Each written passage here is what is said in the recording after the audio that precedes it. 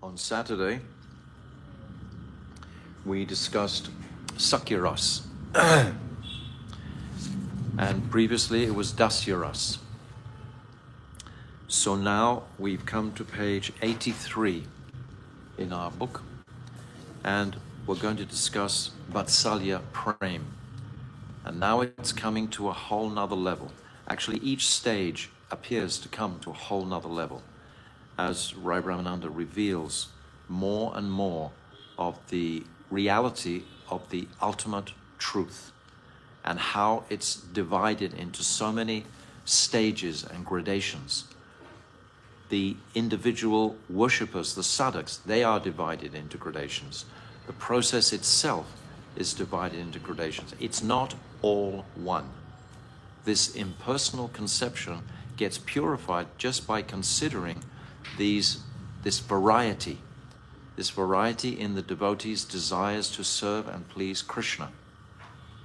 This immense variety, as many conditioned souls as there are existing, that many amounts of rasa there are. Every single jiva has a different rasa. No one has the same. So there's these nuances in between. And this is what my Gurudev is very beautifully bringing out. So we'll start from page 83, Vatsalya Prema, the love of a parent for Krishna. 876.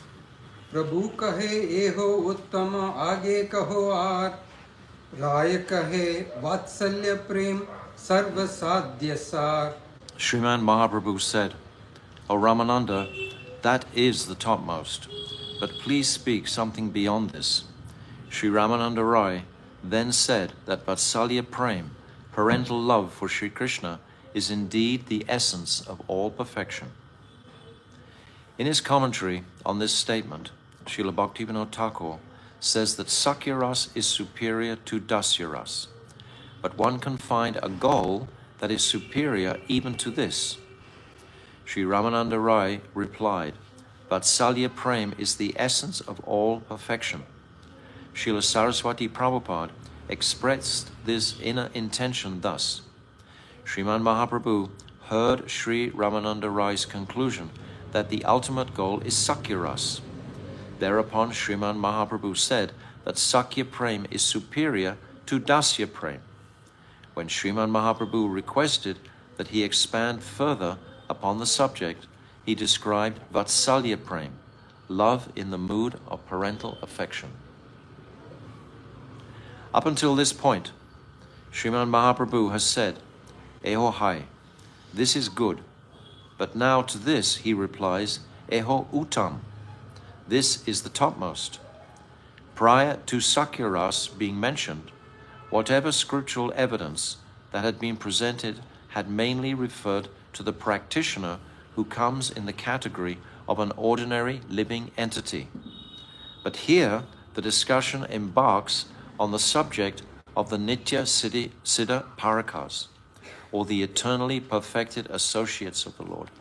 So this Vatsalya Prema is definitely in the hands of the eternal associates, the Nitya Siddha Parakas. Or the devotees of Shanta and Dasya are controlled by Bhagavan. But from the stage of Sakyaras onwards, Bhagavan is controlled by his devotee. So we heard on Saturday, how the Sakas, they sometimes climb on Krishna's shoulders. Sometimes they say, what sort of big man are you? I can do just the same. When Kamsa was defeated in the arena in Mathura, all the cowherd boys, they came on the stage afterwards and they were all dancing with Krishna. But they were all thinking, we could have killed Kamsa just as easily as Krishna could. Krishna's not any better than we are. So having this mood of zero Aishwarya for Krishna is a very exalted stage.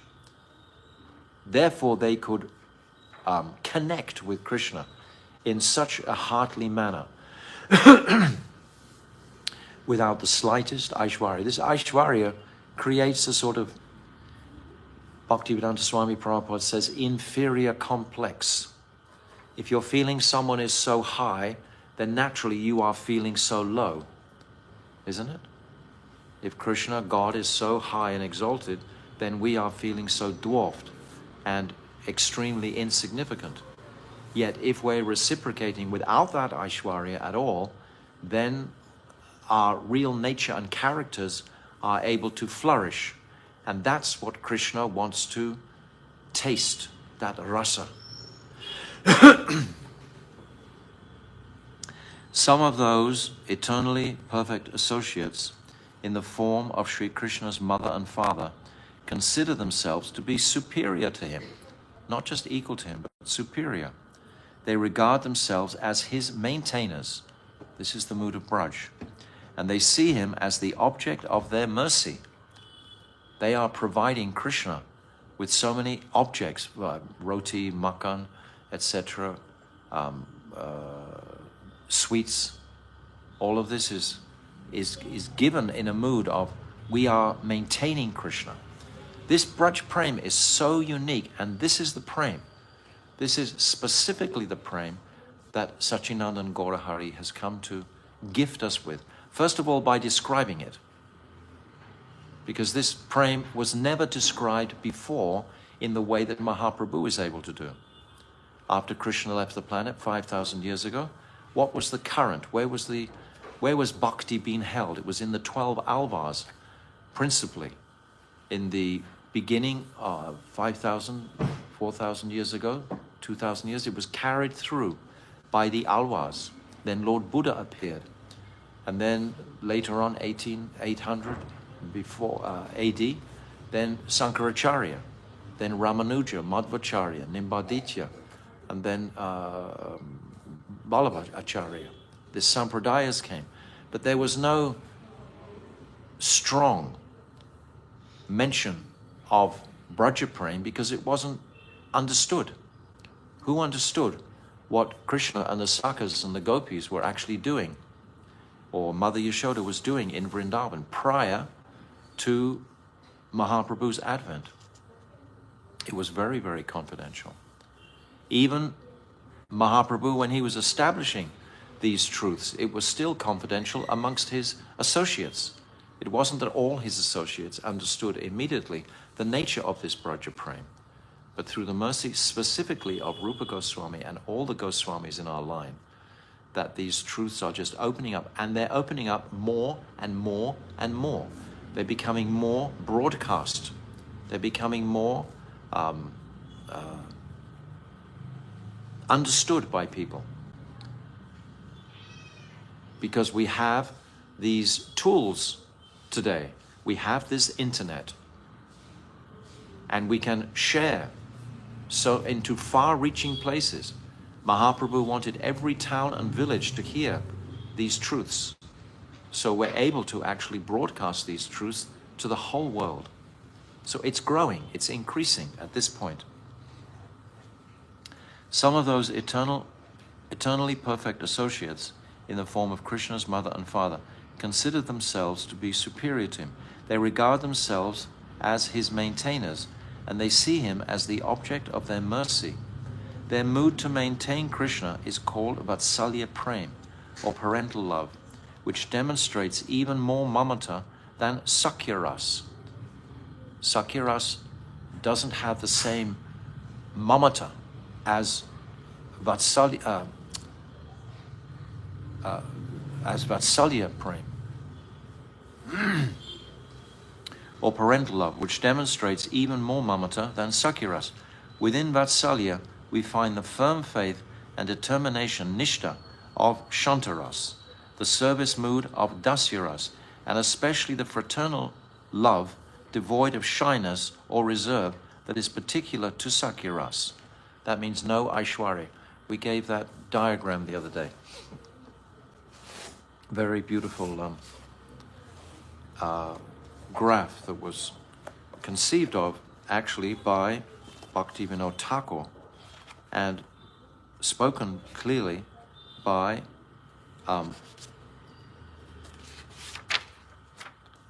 Srila Bhaktisiddhanta Saraswati. Yeah, so all of that, these gradations of rasa these considerations of rasa. I can't put my finger on it straight away. But we understand the gradation is exactly what is saying here. In Shantaras, there's only this nishta. In Dasyaras, there's a mood of seva, which is inhibitive. And then in Sakyaras, there's no Aishwarya. So this is increasing. And then in Vatsalya mood, that Krishna must be sustained. Such devotees are his complete protectors and will even punish, scold, and bind him. So understand what's unfolding here. It's a prelude to the enormity of the conception of Goloka Vrindavan. This is where we're going. Real. Yes. Vatsalye shantera guna dasyera sevan se sevanera iha nama palan sakyera guna ashankocha agauravasar mamatta dikke tadan vatsana vyavahar apanare palaka jnan krishne palya jnan chari gune vatsalya ras amrita saman se amritanande bhakta sahadubena apane krishna bhakta vasha guna kahe aishwarya jnani gane. Sri Chaitanya Charitamrita Madhya Lila 19, verses 226 to 229. In parental love, all the qualities found in Shantaras, Dasyaras, and Sakyaras become transformed into a particular service called maintenance. The essence of Sakyaras is intimacy, devoid of the formality and reverence of Dasyaras. And it's because of this increased sense of intimacy that one chastises and admonishes Krishna. These are remarkable rasas. One with Vatsalya Prem considers oneself to be Krishna's nourisher and maintainer and cares for him as one does a son. The four qualities found in the other four rasas are all within this Vatsalya ras, which is just like nectar. The reciprocation of nectarine bliss between Krishna and the devotee is such that Krishna is completely subjugated by the devotee. This happiness is compared with an ocean of nectar into which the devotee and Krishna plunge. This is the conclusion of the Aishwarya Jnanis, those with knowledge of Krishna's opulence. Maharaj, one question. It says here the four qualities found in the other four rasas are all within Vatsalya ras. Mm-hmm. Does that include Madhurya ras? No. Madhurya ras includes four. Madhurya ras is four qualities. Yes. So from Shantaras 1, Dasyaras 2, Sakyaras 3, Vatsalya ras 4. These four qualities. Second paragraph you can read. The four qualities found in the other four rasas are all within this Vatsalya ras, which is just like nectar. What do you understand from that? Shanta, Dasya, Sakya. Within this Vatsalya. So Vatsalya has to be counted. Okay. Vatsalya is one ras. Do you understand what we were talking about?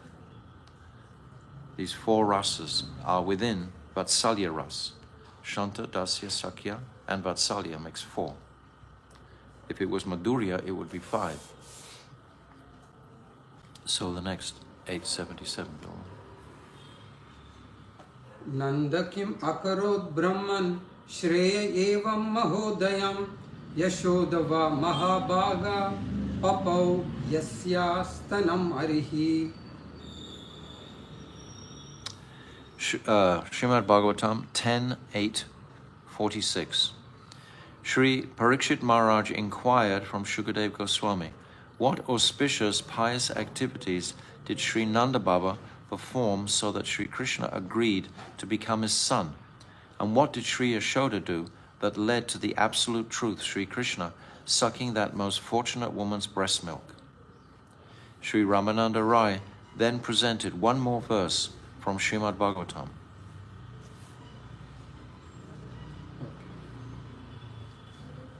Nemam virincho na bhavo na shrir apyanga samsraya prasadam lebire gopi yat tat prapa vimuktidat. Srimad Bhagavatam 10.9.10. This is number 9th chapter, is the Dambanda Leela itself. Sri Shukadev Goswami said to Sri Parikshit Maharaj, O saintly king, the mercy that the Gopi Yashoda received from Sri Krishna, the giver of liberation, was not given to Brahma or Shiva or even to Lakshmi, who always reside on the chest of Sri Vishnu. So we're appreciating the absolute speciality of this. It's beyond Lord Brahma, beyond Shiva, beyond Lakshmi, beyond Vishnu. Here we see Sri Krishna being controlled by Vatsalya Bhav, parental affection. Despite being the Supreme Lord himself and full of unlimited opulence, he was completely controlled by Mother Yashoda's prema, and thus he allowed her to bind him. Who can bind him, who is unlimited, having no inside, outside, top or bottom? Krishna contains the entire Brahmand within his abdomen. How is it possible to bind him? Only by his mercy was Mother Yashoda able to bind him. However, due to excessive feelings of possessiveness, she thinks Sri Krishna to be the object of protection and maintenance, and herself to be his guardian and maintainer, and for his welfare she bound him. But no, this is not so. He was bound by Vatsalya Prem. This was his mercy upon Mother Yashoda. Such mercy was never achieved by anyone else, even Brahma, who is the son of the Lord, or Sri Shiva, who has emanated from the Lord's own body, or even Lakshmi herself, who resides eternally on the Lord's chest, can obtain such mercy as Sri Yashoda received. So Lord Shiva is manifesting from the right-hand side of Krishna's body. Lord Srimati Radhika manifests from the left-hand side, and Shivji Gopishwa manifests from the right side. Bhagavan has said that he is always subservient to the devotee. Aham Bhakta Paradina. Srimad Bhagavatam 4.9.4.63. This is what he's saying to Durvasa Rishi. Durvasa Rishi is being chased by the Sudarshan Chakra because he offended Ambarish Maharaj, Krishna's great devotee. And Krishna is, Lord Narayan in this case, is responding, Aham Bhakta Paradina. Even Lord Narayan is being controlled.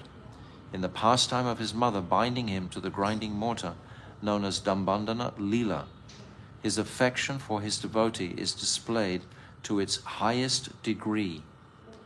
This is why we chant this, these prayers, this Damodarastakam every single day in the month of Kartik, glorifying this incredible pastime.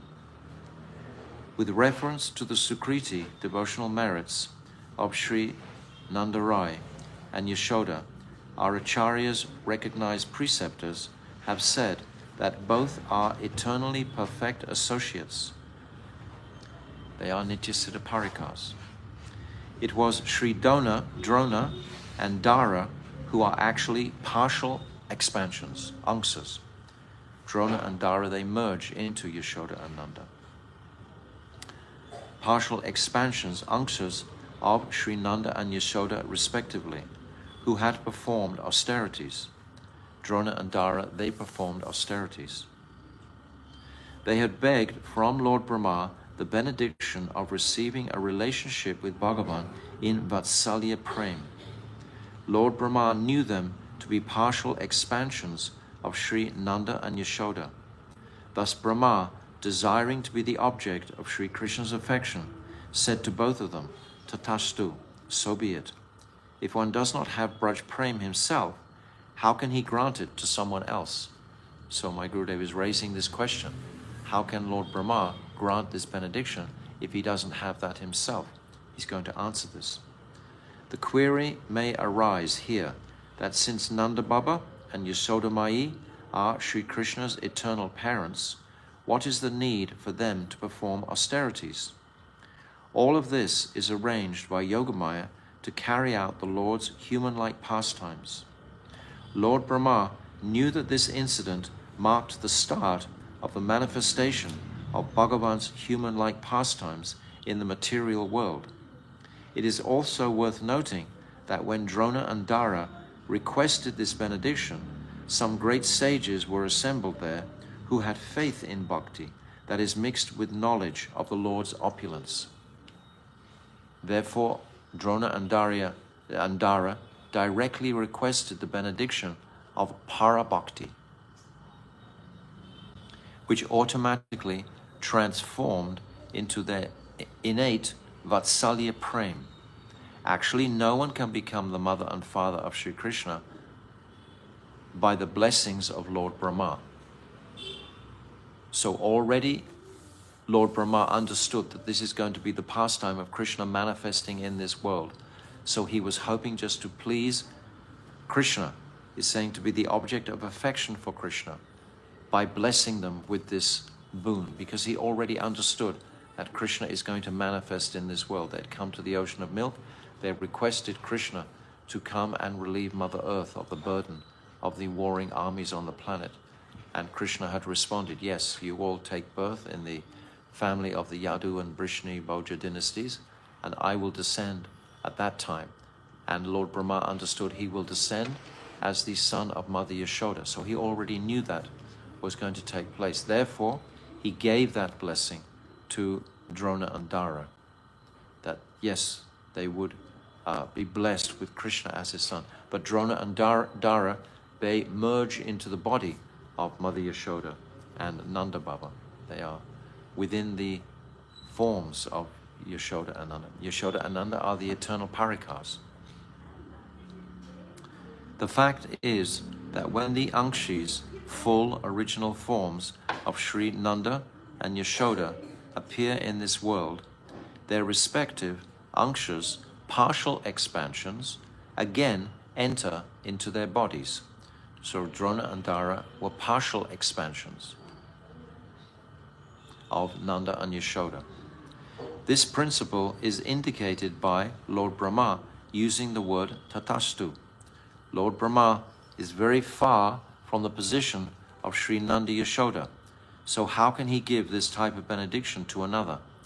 He himself hankers to take birth in any lower species in Braj, a deer, animal, bird, tree or creeper, and considers his life successful if he will be able to maintain the foot dust of any resident in Braj. Actually, Lord Brahma prayed to be a stone where the Brijbasis wiped their feet on.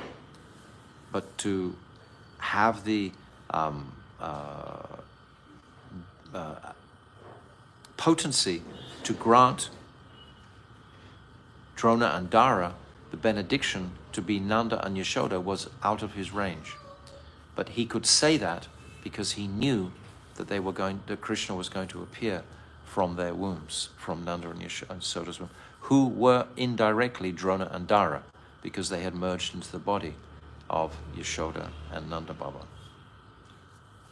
Tadburi bhagyamiha janma kimapatavyam yad gokulepi katamangri rajobhikshekam yad jivitam tu nikilam bhagavan mukundaha twadadyapi yat padaraja sruti mrugam yaiva. Srimad Bhagavatam 10:14-34. This is spoken by Lord Brahma. These are Lord Brahma's prayers in this 14th chapter, after he's stolen the cowherd boys.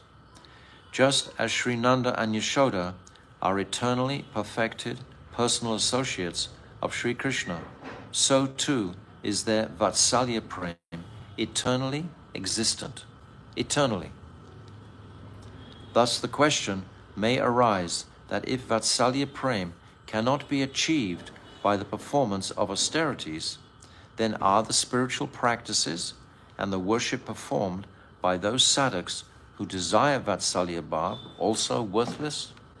If this is an eternal Bhav, an eternal rasa, if someone is aspiring for that, the rasa is already eternal. I'll read that again. Then are the spiritual practices and the worship performed by those sadhaks who desire Vatsalya Bhav also worthless? No, it is not like this. One will definitely achieve Vatsalya Bhav in service to Sri Krishna if one worships under the guidance of Sri Nanda and Yashoda. But no one can become either Nanda or Yashoda. So unless we beg for their mercy, desiring that Vatsalya Prem cannot be channeled down, cannot manifest in the heart of that sadhak who wants to have that same Vatsalya Prem. This chapter is about Vatsalya, it's about achieving Vatsalya Prem. The sadhak who wants to achieve, aspires for this Vatsalya Prem. While discussing this subject, it is also worth mentioning that Sri Nanda had 5 brothers. Actually, I think this is a mistake. He had 4 brothers, right? Yes. Yes, he had 4 brothers. Together. They're 5. Upananda being the eldest. His father Parjanya wanted to make Upananda king, but Upananda told his father, I am neither qualified nor able to become king. You will only find such qualification in my younger brother Nanda. Hearing this, Parjanya became very happy and announced that Nanda would be the king of Braj. All the people welcomed Parjanya's declaration. So this actually is taken from the Gopal Champu. Jiva Goswami explains like this. It's just a window into the absolute non-enviousness of the Brijbasis, that the elder brother could say, no, I'm not as qualified as my younger brother.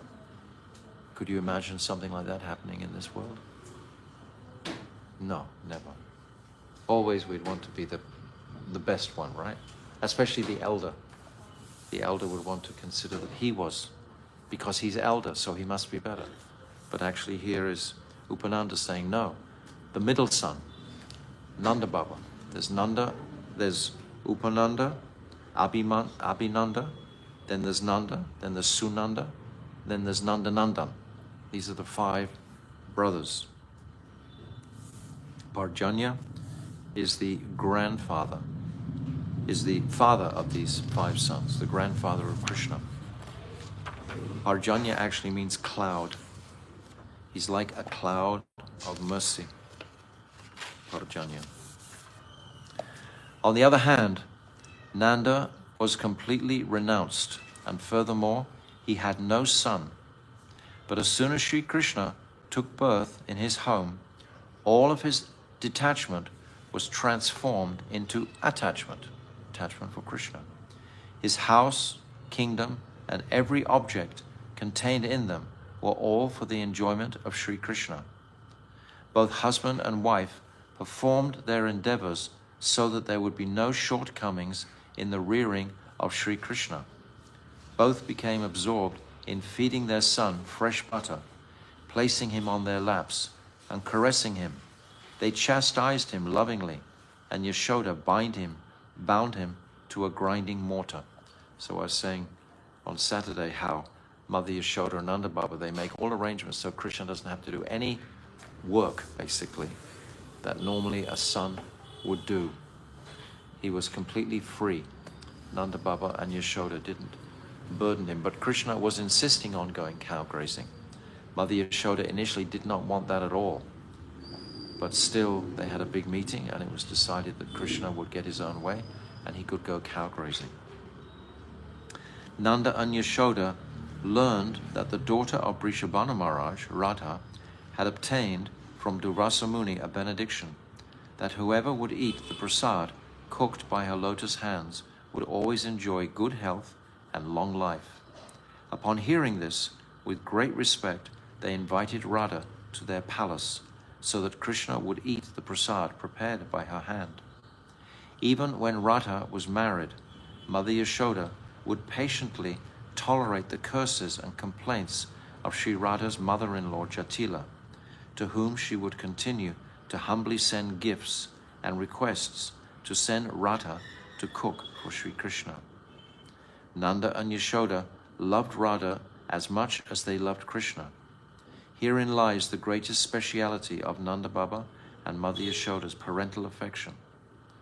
So Durvasa Rishi, he's an Anksha of Shivji, born from the womb or manifesting from the womb of Anasuya, the wife of, what's his name? The sage, he begins with a K. Can't think of him just now. Anyway, I'll think of him right. One of the sons born from Lord Brahma. And so Durvasa actually appears in all the different yugas. So in Dwapara Yuga, he gives this special benediction to Radha, who served him so nicely that anything she would cook would taste like nectar and increase the lifespan of that person taking it. So Mother Yashoda hears of this. So therefore it's arranged by Yogamaya, of course, that Radha can constantly cook for Krishna. We find testimony to this in Padyavali. Shrutim apare smritim itare bharatam anye bhajantu bhavabhitaha aham iha nandam vande yasya linde param brahma. If anyone remembers the husband of Anasuya,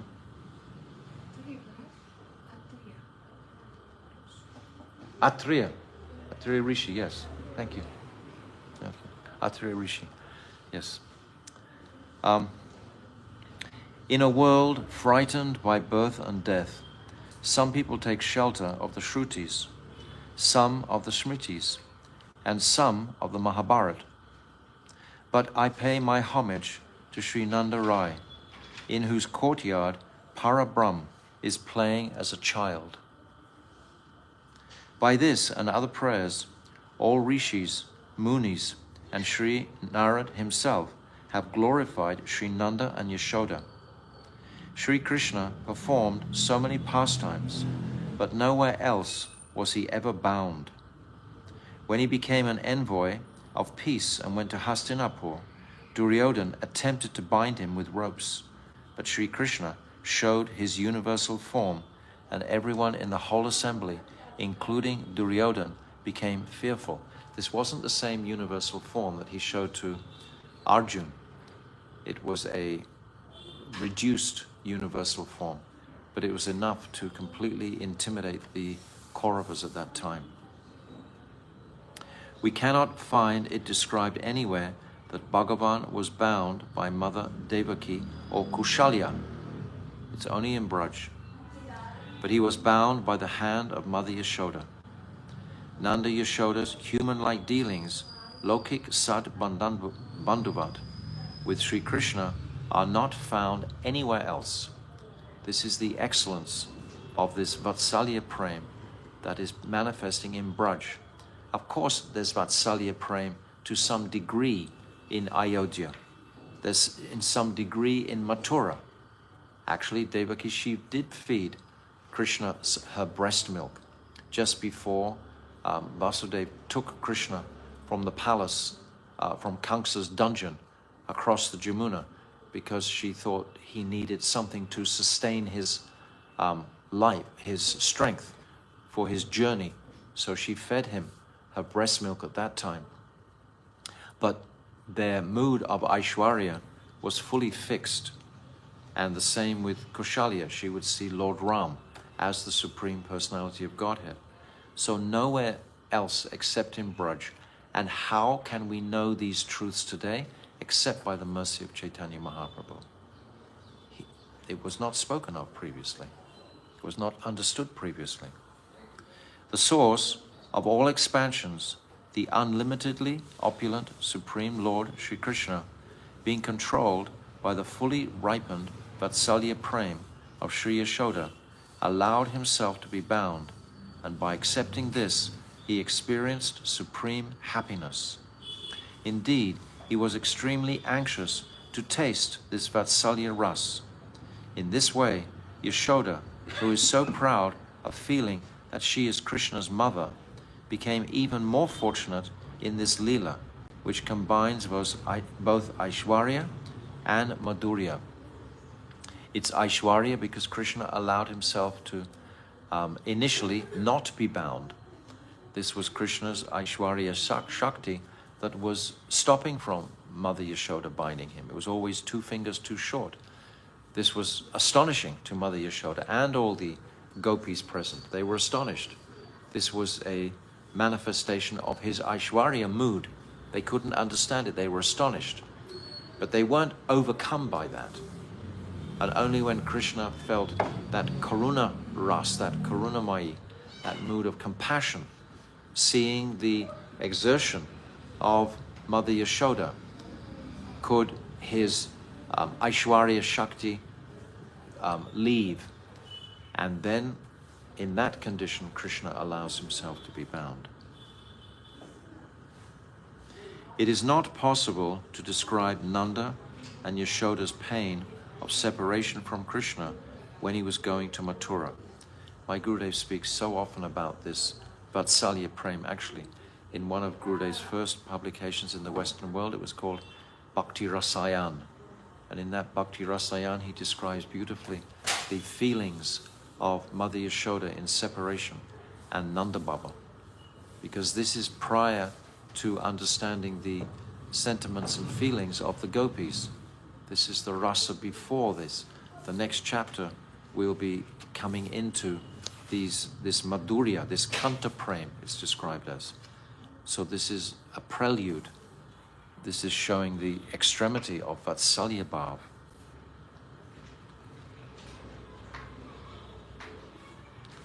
At that time, I'll just read this. It was not possible to describe Nanda and Yashoda's pain of separation from Krishna when he was going to Mathura. At that time, Yashoda became like a piece of dry wood. Sri Nanda Baba quit speaking with others and stopped coming outside of the palace. Remembering his son, he simply would continuously call for him and weep. Immersed in the bottomless ocean of Vatsalya Prem, he remained searching for his son. Every second, he would turn his face towards Mathura, waiting expectantly. Now he will come. Now he will come. Krishna has promised he will return. That's the only reason why Nanda Baba is keeping the life air within his body. And Mother Yashoda, when Nanda Baba returned with some gifts from Krishna, Mother Yashoda just became struck. Actually, the gopis knew prior to Krishna leaving for Mathura that he would not return. Why is that beautiful Viraha Geet, as is described by Srila Vishwanath Chakravarti Thakur, that lamentation of the gopis when Akrura was taking the chariot to Mathura? The gopis were throwing themselves in front of the horses, trying to stop. It's described Akrura had to very expertly weave his way between the gopis who were trying to... They had given up all shame. Previous to Krishna leaving, they had kept their love for Krishna completely confidential. They were married, they were wives. How could they exhibit such affection for Brajendra Nandan, Shyam Sundar, Krishna? They would blow their cover, so to speak, of having him as their lover. But they threw that to the wind, callously, in their attempt to stop Krishna from going to Mathura, because they knew once he reaches Mathura, he's not going to return. Nanda Baba was not in the same consciousness. He went happily with the cowherd boys, thinking, yes, we'll just go with Akrura, go to the festival in Kamsa's arena, and then we'll just come back. So it's a long, beautiful, beautiful, intricate pastime. And my Gurudev goes into it extensively. Very beautiful. How Nanda Baba, he's sitting outside the city of Mathura, waiting for Krishna and Balaram to come back after Krishna has killed Kamsa. But Nanda Baba hasn't been invited into the Mathura city because actually the residents, they don't want Krishna to leave. They don't want Krishna to even go back and see Nanda Baba because they know his feelings of affection are so strong. So Nanda Baba's bewildered now. because he understands that Krishna actually is the son, in one sense, of Vasudeva. So,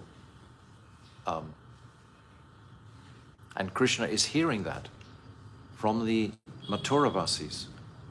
So it's a very heart-wrenching pastime when finally Balaram and Krishna managed to sneak into the camp of Nanda Baba outside the city of Mathura, where all the cowboys are camped, and encourage Nanda to actually return without them. And Nanda Baba, he's like shocked initially. He can't even comprehend this idea. But then Krishna assures him, I will come back soon, just like he assured the gopis. And then Nanda Baba says, what will I say to your mother? And then Krishna gives so many gifts, and Nanda Baba becomes disturbed. Will I give these gifts instead of you? And Nanda Baba becomes completely disheartened.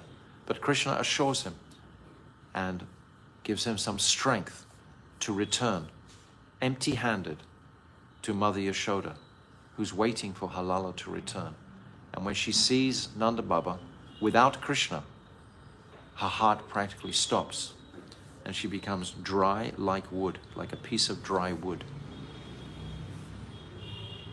So this lamentation, this separation, is all manifesting around the mood of Vatsalya Prem. This is the sweetness and speciality of this Vatsalya. And we even see in the Dambanda Lila, when the twin Arjun trees have fallen down, Nanda Baba says, I won't speak to Mother Yashoda for the rest of the day. So we see this mood also manifesting then. So there are so many occasions when this Vatsalya Prem really comes to the surface in Braj, but particularly when Nanda Baba takes Krishna to Mathura. Then it becomes just heartbreaking. So Nanda Baba is not even coming outside the palace. Remembering his son, he simply would continuously call for him and weep. Immersed in the bottomless ocean of Vatsalya Prem, he remained searching for his son. Every second he would turn his face toward Mathura, waiting expectantly. Now he will come, now he will come. When Uddhav came and tried to pacify Nanda Baba, it only increased his feelings of separation 100 times over. Uddhav said, O Nanda Maharaj, come and wander outside for a bit. Your mind may find some distraction. Nanda Baba replied, please tell me, Uddhav, where should I go? Wherever I go, I remember Kanaya and become even more distressed. Every object I see reminds me of Krishna and pierces me like a spike. My misery and suffering simply increase, but my life does not leave me. This is Vatsalya Prem in separation. Uddhav said, O Nanda, your son is directly Bhagavan, the Supreme Lord. Hearing this, Nanda Baba exclaimed, Uddhav, I was thinking that you were extremely intelligent, but this is not so. Uddhav, you do not know the symptoms of Bhagavan. Does Bhagavan become hungry? Come on, if Krishna's mother is just a little bit late bringing a ball of butter, he breaks all the pots in the house. Does Bhagavan ever go house to house stealing? Our boy wanders everywhere in Braj stealing. They have remembrances of Lord Ram. Lord Ram was this Maryad Purushottam. He was demonstrating the potency of Maryad and Dharma. He wouldn't steal, he wouldn't do anything like this. So their idea of God is like Ram. That is their remembrance. So Nanda Baba, he's saying this to Uddhav. How can you think that this is... He's saying the same thing that he said to the Gopas after Krishna put Govardhan hill down. And Krishna came out. The Gopas said to Nanda Baba, they approached him after. He said, we think your son is God. Nanda Baba, he laughed so much. And he said the same thing to the Gopas. God doesn't steal, God doesn't get hungry, God doesn't get angry. My son gets angry, he's just my lala. So this Vatsalya, this is the potency of Vatsalya Prem, has to cover any smell, any touch of Aishwarya that may arise in the hearts of the Brijbasis. It's immediately covered by this ocean of Prem, and in this case, Vatsalya Prem. O my son, Uddhav, if ever there were a real father, then that was Maharaj Dasarath. You see, they remember Ram Leela at this time. After Sri Ram went to the forest, he could not wait even 1 second. Immediately his life left him. But see, Uddhav, I do not wish to die like Dasarath Maharaj. Before leaving, Kanaya said, I will definitely return. So surely he will come back to Braj. This is the same reason why the gopis kept the life air in their bodies, because Krishna said, I will return to you. If I were to die before his return, then not seeing me, he will ask his mother after me. And when his mother answers, my son, your father has died, he will be so unhappy. Every atom of their bodies is just to please Krishna.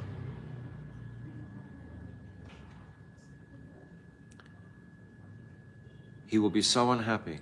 Wherever I may go, if he is unhappy, my unhappiness will only increase. Every atom of their being is for Krishna's happiness. I will tolerate my own unhappiness, but Uddhav, I never want to see any unhappiness in my son. This is Vatsalya Prem. Never wants to see any unhappiness. When the twin Arjun trees down, Nanda Baba put Krishna and Balaram on his 2 hips and he walked to the Goshala to pacify them. Krishna was unhappy. The greatly learned sage Uddhav became dumbstruck. The parental affection of Sri Nanda and Yashoda was beyond his understanding. From the day that Krishna went to Mathura, food had not been prepared, even once. For whom would they cook? All the pots were kept upside down, and the stove was covered with cobwebs. Who would they cook if they weren't cooking for their Lala? Uddhav, he can't understand this. Uddhav is actually in Shantaras. He's a Jnani Bhakta. Jnani in the sense that he understands the Aishwarya aspect of Krishna. Uddhav is Krishna's cousin. His grandfather, Devabhag, is the same grandfather as Krishna. It's coming in this dynasty. Vasudeva, he had 17 wives. And Uddhav is born from another of those wives, as Krishna is born from Devaki. So they're cousin brothers. Uddhav is younger than Krishna. But Uddhav grew up imitating Krishna in a sense of dressing the same way as him, worshipping deities of Krishna and Balaram. He would worship them because his whole bhav and mood is, this is the Supreme Lord, so I must worship him and honor him. This Aishwarya, which puts such a distance away from the heart of this Vatsalya Prem that we're talking about. Therefore, Uddhav couldn't even begin to comprehend Nanda Baba's Prem. The greatly learned sage Uddhav became dumbstruck. The parental affection of Sri Nanda and Yashoda was beyond his understanding. From the day that Krishna went to Mathura, food had not been prepared even once. For whom would they cook? All the pots were kept upside down, and the stove was covered with cobwebs. What sweet and charming pastimes are found in Vatsalya Ras. Just seeing Yashoda's upraised stick, Sri Krishna's opulence and position as Bhagavan ran away. When Mother Yashoda looked into Krishna's mouth after he ate dirt, she saw all the moving and non-moving entities in the universe. Thinking this to be the work of some witch, she continued to caress her son, as her affection for him simply swelled higher. I must protect my son from this witch that seems to have come within him. Even today, the personified Vedas are searching for the foot dust of these Brijavasis. So, this commentary, my Gurudev is taking us to the highest limit of appreciating this Vatsalya Prem. So sweet, so particular, so special, so heart-melting. But we're going to come even higher to Kanta Prem tomorrow. So I didn't want to go further than this Vatsalya Prem today, because I found this chapter was so beautiful and moving and sweet. I just wanted to stay in that place. I didn't want to go on and open a new chapter straight away. So I think we can all sit in the appreciation of this Vatsalya Bhav today, and tomorrow we'll enter into Kanta or Madhurya Prem. Shri Rai Ramananda Sangvad Ki Jai.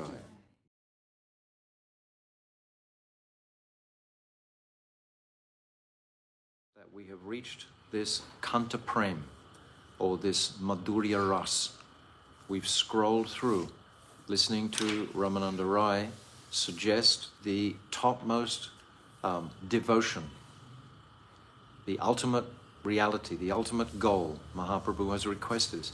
Mahaprabhu himself wants to benedict the conditioned souls with this pathway. And we've discussed already how the unique individual souls will follow these paths according to their adhikar, their eligibility.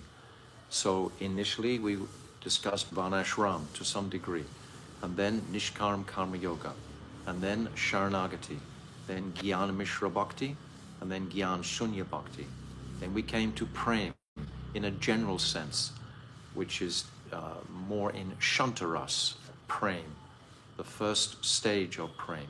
And then we came, Mahaprabhu requested go further, and we discussed Dasya, and then Sakya.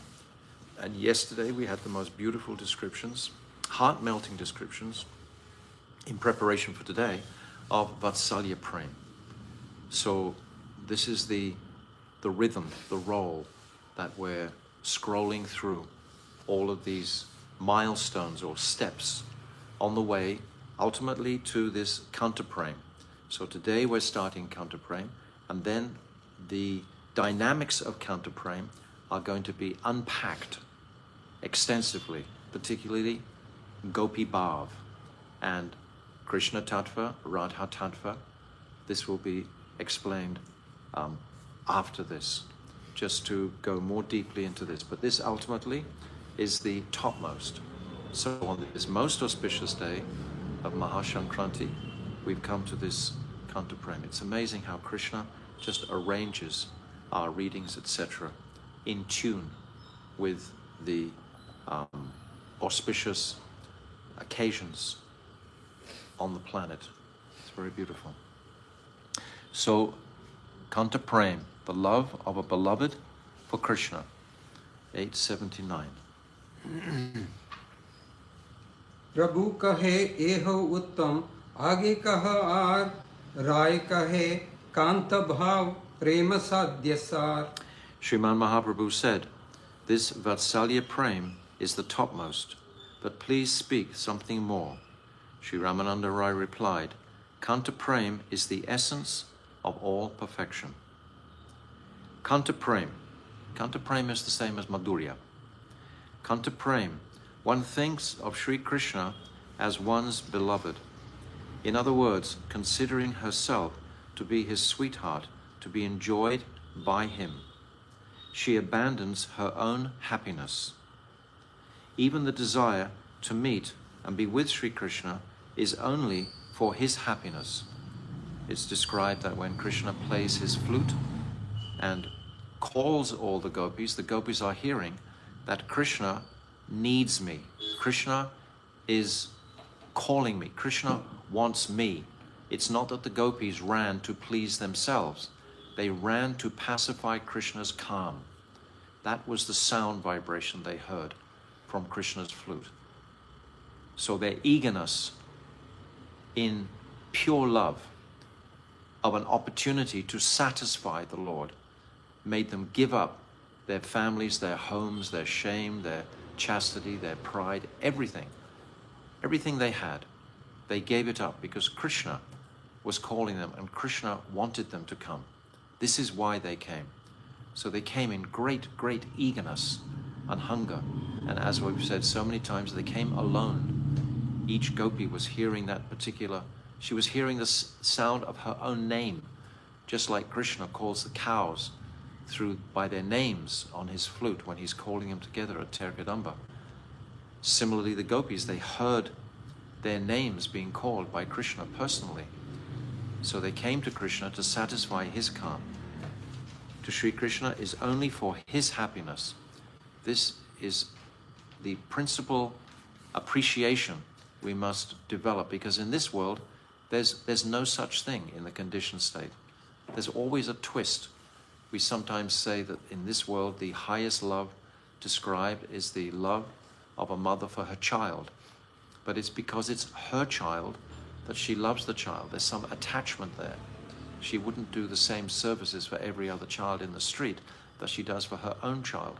So that love is selfish ultimately because it's her child. Whereas the love of the gopis is without a tinge or scent of this selfish nature. Srila Bhaktivinoda Thakur says that Vatsalya Prem can be accepted as topmost, but superior still, one more ras, which is said to be the essence of all perfection. This Kanta Bhav, the mood of lady love, is indeed the supreme level of Prem. In ordinary Prem, Shanta Prem, there is an absence of a sense of possessiveness, mamata. So we're scrolling through that chart that we put up on WhatsApp, where we said the different rasas and what was the speciality of each rasa and what was lacking in each rasa. So this is what it's saying, exactly the same thing here as that chart. This Kanta Bhav, mood of lady love, is indeed the supermost level of Prem. In ordinary Prem, Shanta Prem, there is an absence of a sense of possessiveness, mamata. In Dasyaras, there is an absence of intimacy and confidence, Vishramba and Vishvasa. In Sakyaras, there is an absence of overflowing affection. We say confidence, like for example, in this Dasyaras, Hanuman doesn't have the confidence to eat off the same plate as Ram, or to wrestle with Ram. He doesn't have that confidence, even though he has that mamata, that possessiveness, but he doesn't have the confidence. In Sakyaras, there is an absence of overflowing affection. There's a limitation to their affection. Every night the cowherd boys go home. Every day, actually, Krishna leaves the cowherd boys and goes to Radhakund during Madhyana Lila. So we see like this. And in Vatsalya Ras, there is an absence of freedom from shyness or hesitancy. Mother Yashoda is always very cautiously dealing with her love for Krishna. She doesn't very much chastise him. Her binding him to the grinding mortar was the extremity of her chastisements. Nanda Baba never chastises. He's always just an ocean of facilitating whatever Krishna wants to do. So there's some restriction actually in their affection. It's not complete freedom. There's some limitation there in Vatsalya Ras. Try and understand and appreciate this, what it's saying. Because there is an assortment of shortcomings in all the rasas, the prem in their respective rasas cannot be said to have reached completeness. When Kanta Bhav for Sri Krishna awakens in the heart, then these shortcomings disappear totally. In other words, all that is lacking becomes fulfilled, and the wellspring of the entire Prem Tattva begins to flow continuously. Thus it is the essence of the topmost goal. Srila Saraswati Prabhupada says that Vatsalya Prem is superior to Sakya Prem. Yet Mahaprabhu desires to hear still more. Therefore Ramananda Rai explains Mahaprabhu's desired intention by explaining that the essence of all perfection is Kantabhav. Actually, the real meaning of Kantabhav is the extramarital mood, Parakiya Bhav. Without this Parakiya Bhav, Braja Prem doesn't exist. It would be the same as in Dwarka. It would be Swakiya. But Braja Prem only exists in the gopis because of this Parakiya Bhav. This Parakiya Bhav is essential to understand. We'll discuss much about this as we go through. Parakiya Bhav of the Braja Gopis, which extends from Bhav right up to Mahabhav, whereas Vatsalya Prem can only develop up to the stage of Anurag. It's described that the queens of Dwarka only develop up to the stage of Anurag also. They don't go beyond the stage of Anurag. I hope you're able to all hear this. I'll move this a little closer. I have one friend who keeps on mentioning that my voice is not loud enough, so I'll try and speak more loudly. In Kantabhav, the gopis have the good fortune to engage all their limbs in the most complete mood of service to Sri Krishna. The desire to perform service is developed to its ultimate extremity. Bilvaji. Madhura rase Krishna nishta seva atishaya sakera ashankocha lalana mamata dikyahai kanta bhave nijanga diya karena sevan ateva madhura rasera hai pancha guna akashadi gunayena parapara bhute ekadui teen chari krame pancha prithvite ये मता मधुरे सबा भाव समाहरा अतेव अश्वादिक्ये करे चमत्कारा. Thank you, thank you. Shri Chaitanya Mahaprabhu, Madhya Lila 19, verse 231 to 234. In Madhurya Ras, the qualities available in the previously mentioned relationships, such as attachment for Krishna, rendering service unto him, uninhibited feelings of fraternity, and the feelings of being his maintainer all increase. So Madhurya Ras is throughout Braj. Throughout Braj is Madhurya Ras, but we refer to the conjugal relationship often as Shringara Ras or Kanta Prem. So the general term is Madhurya. So all of Braj is in Madhurya. Even the cows are wanting to reciprocate with Krishna in a most loving mood. The heroine serves her beloved with her entire body. Hence, all 5 transcendental qualities are present, just as all material qualities manifest one after another in the material elements, starting from ether. First one quality develops, then 2, 3, and 4, culminating with all 5 qualities being present in the earth element. This union of the moods of other rasas in amorous love produces an intensified state that is quite astonishing. So we're being introduced to the absolute height of the very essence of prem through these teachings.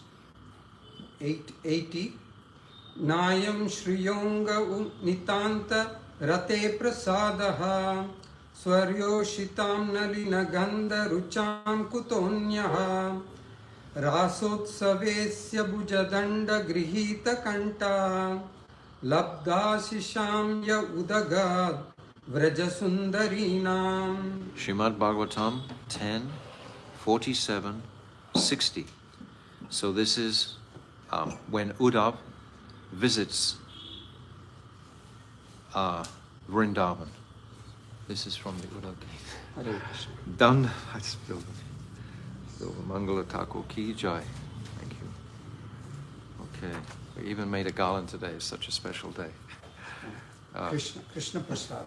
Krishna Prasad made it. Very beautiful. Very beautiful. Thank you, Didi. Thank you. Yes, today we had a big festival here. We had a big feast.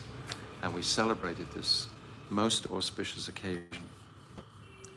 In the Rasa festival, Bhagavan Sri Krishna embraced the Brajagopis with his vine-like arms, and fulfilled all their desires. The mercy that was given to them by Bhagavan was not even received by the most loving Lakshmi, who is eternally present on the chest of Bhagavan. That mercy cannot be achieved by the ladies of the heavenly planets, whose complexion and bodily aroma are like that of a lotus. What to speak of other women?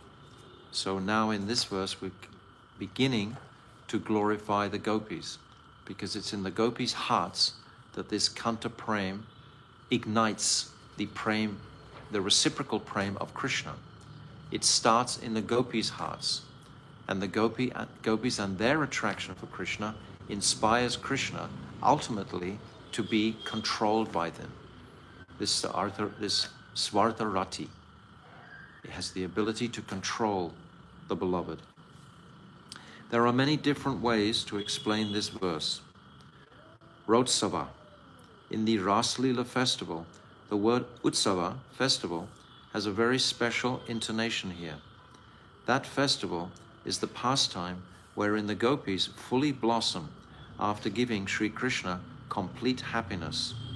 Within Raslila, all other types of leelas are also included. From Ras, Raslila arises. Ras is performed on the platform made of rasa, or bliss. So there's Ras and Rasa. Bhujadanda grihita anta labdhasinam. Arms like sticks, which are nicely rounded and gradually increasing in beauty from the shoulders to the hands. With these arms, he embraced the beautiful necks of the gopis, and thus fulfilled their heart's desires. The gopis' hearts have been burning since their birth in Braj, with this Purvarag. We read in Ananda Vrindavan Champu this description that initially the gopis and Krishna were playing in the dust together. Then suddenly one day the gopis appreciated, this is such a beautiful young boy. And then Krishna began to reciprocate with their moods in a very early stage. Here, their worshipable predecessor Goswamis, our worshipable predecessor Goswamis have given the understanding that Rasik Shekhar, Sri Krishna, is placing his beautiful, playful, attractively decorated, delightful, extremely soft, gentle, and cooling arms around the gopis' conch-shaped necks, which are marked with 3 graceful lines. He is hanging there as if swinging with intense love and begging them to fulfill his innermost desires. O gopis, do not leave me and go elsewhere, and do not let me go anywhere else. Otherwise I shall be swept far away in this nectarine ocean of prem. You are my only saviors. Krishna is saying like this.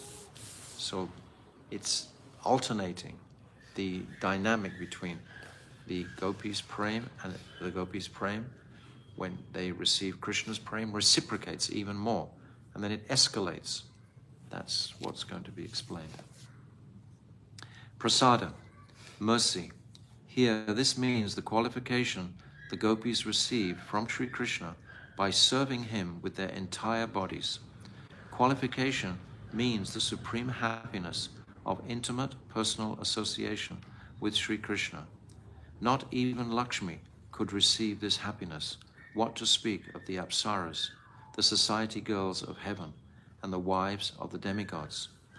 So this qualification to serve the Lord, they are, we've said before, the Kaya Vyuha, directly of Sri Radhika. And Radhika, every atom of her being only wants to please Krishna. So all the gopis have the same mood, ultimately, that core desire to please Krishna as Radhika does. It's coming from Radhika. Ange. This refers to the golden line on Krishna's chest. This line is in fact none other than his most beloved Lakshmi, who is eternally seated upon the chest of Sri Narayan, who is the Vaibhav Swarup, opulent manifestation of Sri Krishna. in relationship to what we've just read previously, how the qualification, giving their whole bodies. The gopis, they glorify Giriraj Govardhan, Hantaryam Adira Bala Haridasavarya, Yadarama Krishna Charana Sparsha Pramoda, in the Venu Geet. And they are glorifying Giriraj Govardhan because he has the capability of offering his entire body to Krishna. The gopis themselves are not even aware of what they're actually doing, this offering of their entire selves. They are just doing it. But they glorify Giriraj in his capacity to do like that. So Giriraj, they're saying, is the highest of the devotees in Braj because he gives his whole body. The gopis are saying like this, but the gopis also give their own bodies. Nitanta Rate, he who is passionately in love with Sri Krishna. When Lakshmi observed the great fortune of the gopis with Sri Krishna, she too hankered to join the Ras Leela festival. To attain the same good fortune, she began to perform austerities, yet still to this day her desire remains unfulfilled. She's in Belvan, and in Belvan, when we visit there, we come to the temple where Lakshmi Dev is residing, trying to enter into Braj, into the Ras Leela. But what is her she doesn't have the qualification to give up her Brahmini Abhiman, her conception that she is a Brahmini, wife of Lord Narayan. And she can't make cow dung patties. So many disqualifications are there, even Lakshmi Devi. Shriya, even Lakshmi could not attain the good fortune of the beautiful Braja Gopis. This is quite astonishing. Nayam, the word ayang, it again indicates Lakshmi, and it can also apply to the queens of Dwarka. Despite greatly coveting Rati for Sri Brajendra Nandan's lotus feet, still they could not achieve it. They could not realize the uniqueness of Ras in Sri Krishna, which is not found in Sri Narayan. In this Swakiya Bhav, they're limited, whereas what we're discussing now, my Gurudev is making a clear distinction, because there is this Kanta Prem, we can say, in Swakiya, but it's not the same as what is in Braj. This Braja Prem has these unique qualities. Previously, my Gurudev discussed in Sakya Ras, and he emphasized that this Sakya Ras in Braj is so much superior to the Sakya Ras of that is described sometimes in Ayodhya or even in Vaikuntha. It's of a different gradation. So this is the last verse, or the first verse rather, when Krishna returns to the gopis after listening to their Gopi Geet. 881 Tasham Avirabhut Chauri Smayamana Mukhajaha Pitambaradhara Sragvi Sakshan Manmata. Srimad Bhagavatam 10:32-2.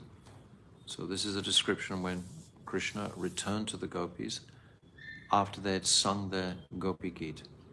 Shri Shukadev Goswami said to Parikshit Maharaj, after the gopis sang their lament of separation, Bhagavan Madan Mohan, who churns and bewilders the minds of Kamadev, Cupid himself, suddenly appeared in the midst of the gopis, wearing a golden yellow cloth, a garland of forest flowers, and a smile on his lotus face. The gopis' hearts had been broken, and they were bitterly, bitterly weeping. They sang that final verse of their Gopi Geet, Yatte Sujatat Charanam Buruham Staneshu Bita Shanai Pretimehi Karikasheshu Te Nata Vimatadya Ratena Kimsvit Kurpadibi Brahmatidir Badaviyu Samna. That the gopis are feeling Krishna's pain when he's walking in the pasturing grounds from the thorns and sharp stones, etc. They're expressing such a mood of attraction for him. And then Krishna appears in front of them, and this verse has been spoken. The particular image of Bhagavan portrayed here only manifests in Kanta Ras.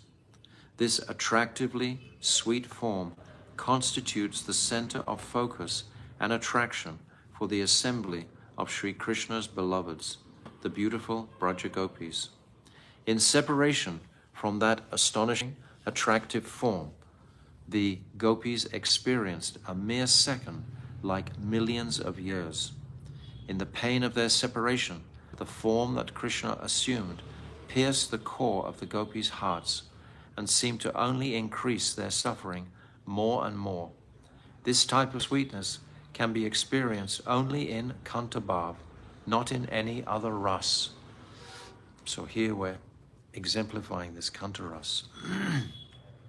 882-83 Krishna Prapti Rupaya Bahuvidahai Krishna Prapti Taratmai Bahuta Aschaya Kintu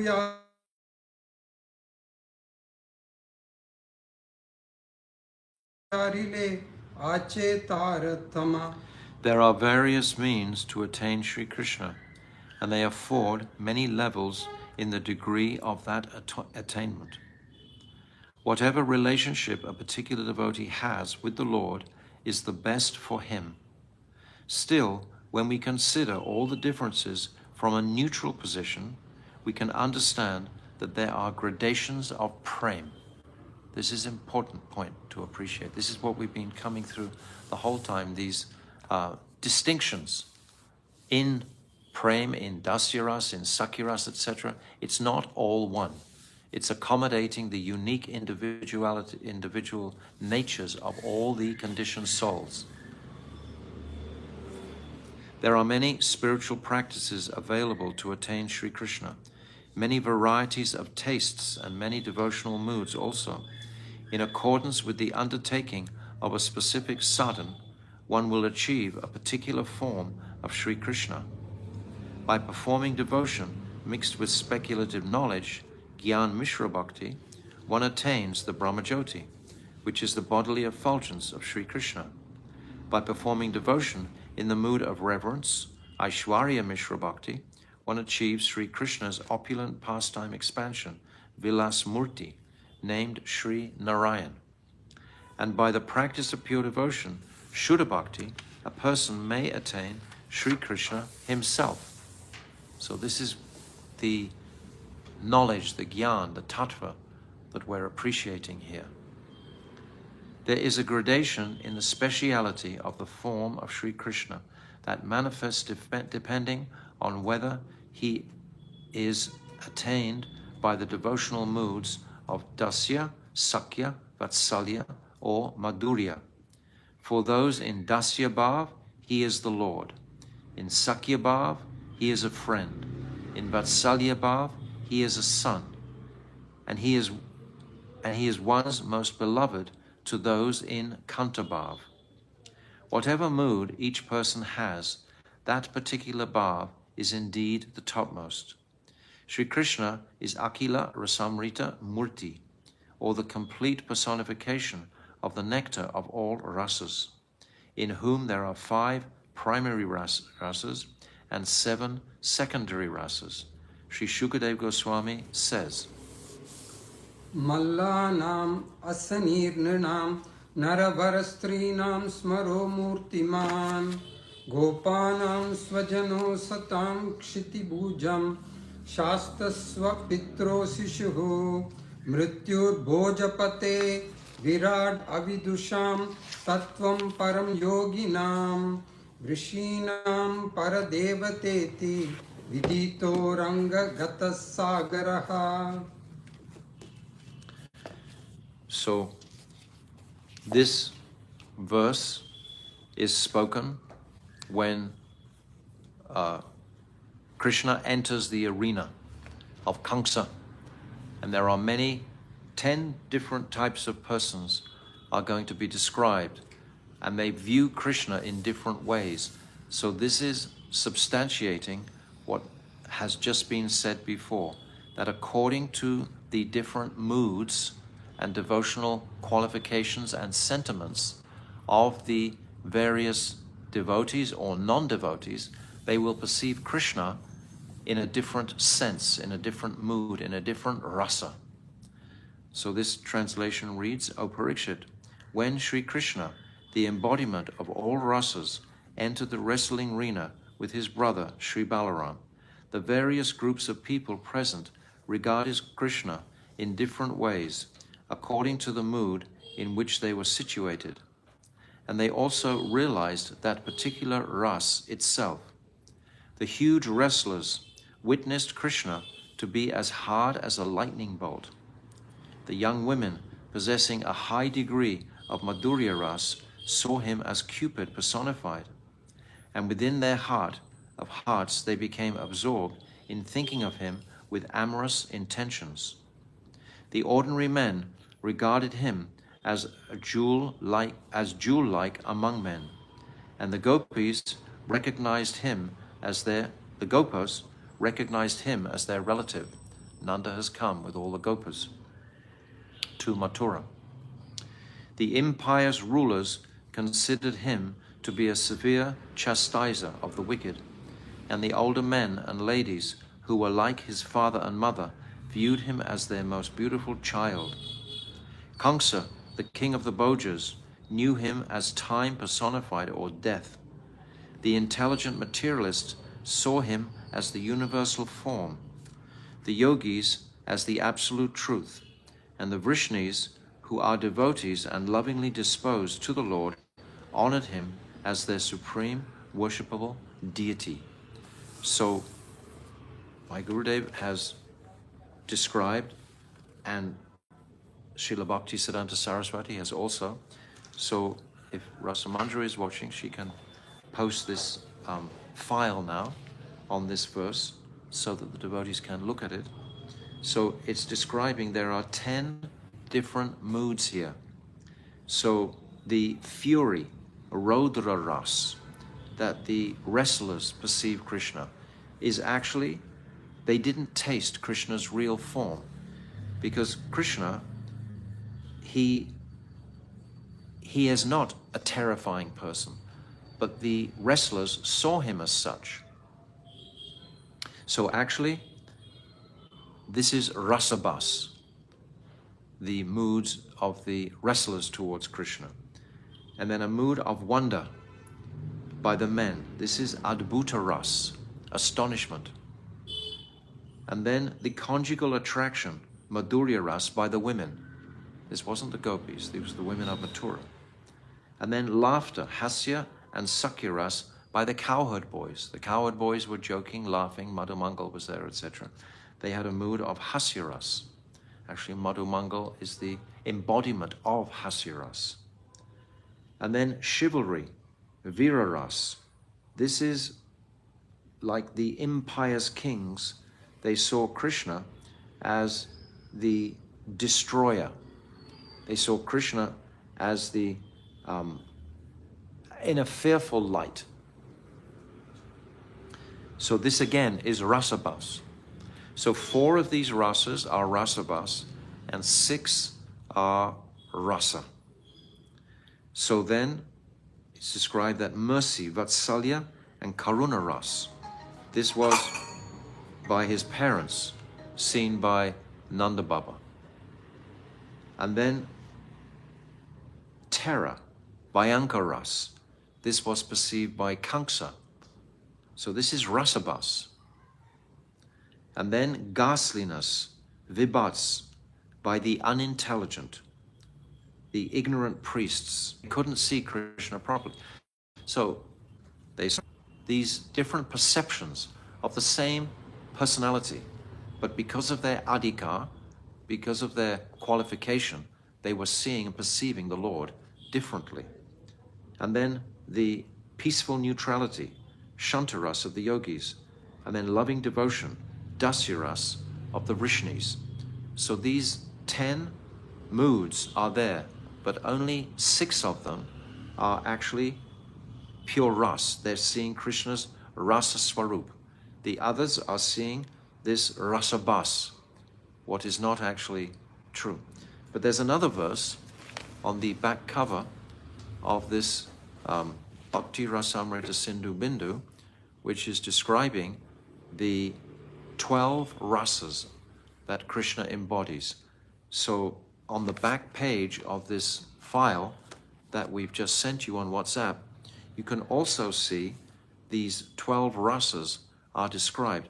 And I'd like just to read this today also in conjunction with this other verse, because this is bringing out the 12 essential. In Vaikuntha, there are only 2.5 rasas. But in Braj, there are 12 rasas. And if Prabhu can read this beautiful verse, Smasmin Durepi Amini.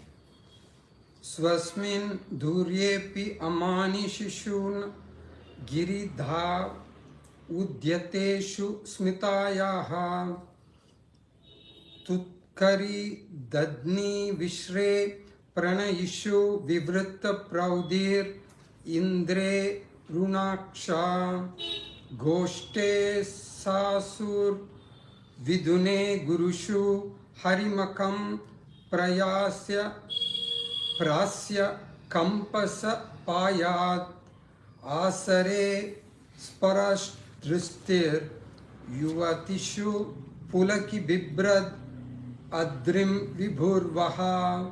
So we're appreciating the 12 rasas of Krishna in Braj right now. These 10 rasas that we've just described are an indication of different persons' qualification to perceive the Lord. But in Braj, these 12 rasas are manifesting in Krishna directly himself. And it's saying, although Sri Krishna supported the great weight of Govardhan, he was devoid of pride, Shantaras. He smiled when he saw that the small boys were prepared to hold up the hill, Hasya and Vatsalya. Krishna is feeling that Hasya and that Vatsalya also towards the small boys. He spat at the smell of musty yogurt, vibhats. He displayed tremendous prowess to lift Govardhan in the presence of his beloved friends, Sakya and Viraras. Krishna is experiencing these 12 rasas. We're hearing in the verse we've just read how the observers of Krishna are seeing Krishna differently. But I just want to make this point of Krishna experiencing these 12 rasas himself. He looked at Indra with red eyes, Rodra. Tears came to his eyes when he saw the residents of Braj tormented by the powerful wind and rain, Karuna. He trembled before his respectful elders on account of having spoiled Indra's yagya, Dasya and Bhayanka. So Krishna is the embodiment of all these rasas. His eyes widened at the torrential downpour of water, Adbhuta, and his hairs stood on end when he saw the young girls, Madhurya. May that Lord Girirari protect you. So this is an example of the 12 rasas experienced by Krishna. And here in the verse that we're reading are the 10 rasas are being described of the observers of Sri Krishna. So it's very interesting just to appreciate the nature of these rasas, because we've come now into Braj. We've fully come across into Braj. So I'll carry on reading here. Thus the yogis developed Shantaras, neutrality. The Vrishnis developed Dasyaras, servitorship. The cowherd boys, who are fond of joking, developed Sakyaras, friendship, and Hasyaras, laughter. Nanda Baba and the other cowherd men developed Vatsalyaras, parental feelings, and Karunaras, compassion. The ladies experienced Madhurya, amorous feelings. The wrestlers developed Viraras, chivalry. The ordinary persons felt Adbhutaras, astonishment. The fearful kings, Rodararas, anger. Kamsa developed Bhayankaras, fear, and the materialists experienced Vibhats ras, disgust. Sri Gurudev, by means of mantra, establishes this type of relationship with Bhagavan according to the specific taste in each individual jiva. The jiva also should then remain attentive and absorbed in executing the process of worship as given by the spiritual master until he reaches his desired goal. Of all the devotional moods, Kantabhav is undoubtedly the most excellent. So Gurudev is more or less recapping here, and he's opening out an understanding of the nature of rasa itself, and I've added that extra aspect of appreciating Krishna as the embodiment of all those rasas. So we have those individuals who are seeing Krishna with the different moods, as well as an appreciation of all the inherent rasas within Krishna himself. 84. Yatotaram asau swada vishasollasa mayapi ratir vasanaya swadvi basase kapi kasyachit.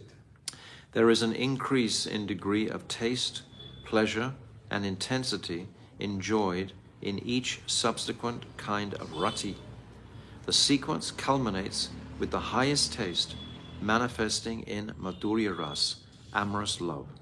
So Mahaprabhu wants to have the highest essence explained to him. So in order to explain the highest, we have to go through the gradations previously. So this is constantly an illumination of the highest rasa conceivable. In his Amrita Prava Bhasya, on this verse, Srila Bhaktivinoda Thakur has written, Sri Rai Ramananda said, I had previously mentioned many different types of goals and methods to attain Sri Krishna, but now I will describe the gradation that exists between them. According to a person's qualification, he will follow one of these methods to achieve his ultimate goal, the Krishna prema that is suitable for his particular level of eligibility. In every case, such prema or ras will bring about his ultimate happiness. So we've just appreciated these 10 types of rasa, and 4 of those were rasabhas. So we're getting a broader picture of this. The attainment of Krishna is indeed the only worthwhile and auspicious achievement. Of the 4 highest types of ras, namely Dasya, Sakya, Vatsalya, and Madhurya, the rasa a person is qualified will be the best for him. When someone qualifies for entering one particular ras, he cannot understand the gradation when compared with another ras. Excuse me. However, when the 5 types of rasas, Shanta, Dasya, Sakya, Vatsalya, and Madhurya, are viewed from a neutral position, a gradation is seen, and among them, Madhurya Ras is considered the most excellent. So we are constantly mentioning about these gradations, and this indicates to a sensitive person the personality of the Lord. This is dispelling any scent of impersonalism when we're considering all these myriad of different types of flavors of these relationships. How can anyone still hold on to an impersonal conception? So simply by hearing these topics, we will be so much purified of that trait of impersonal conceptions. So 85 to 88.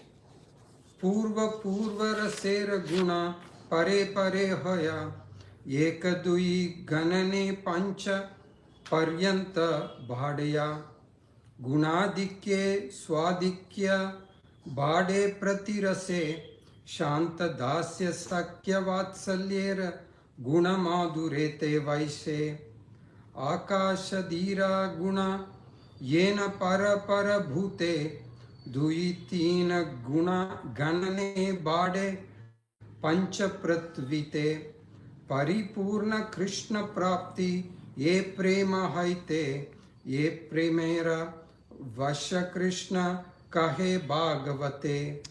I think we'll leave it here for today. But this next part is going to explain again the same point of gradations through the different rasas which we've been churning over. And there's a specific reason for doing this, to appreciate the highest ras and to appreciate the speciality of the unique individual jiva, that his ras will be of a very specific type. And we've said before that there are no two jivas with exactly the same ras in existence. Everyone has a different ras. So in this world where we live, sometimes because of the governments, etc., they want to kind of push everyone into one mindset. This is an impersonal view. But by appreciating the enormity of these gradations, it just breaks that boundary or barrier of anything impersonal at all. So tomorrow we will open up more of this topic as we go through. My Gurudev will bring it to a more and more sweeter and sweeter and more sweet again conclusion as we go through. So Rai Ramananda Sangvar Ki Jai. So thank you, Bilba Mangala, for explaining the Mahashankranti. Thank you. That was very wonderful explanation. So all of us appreciate the auspicious nature of today, plus the auspicious topic that we approached today, and we're just beginning to understand the gradations and the variety of all these different rasas. And ultimately we will be appreciating this parakya more and more. So Rai Ramananda Sangvar Ki Jai. Go Premanandi Hari Hari Bol.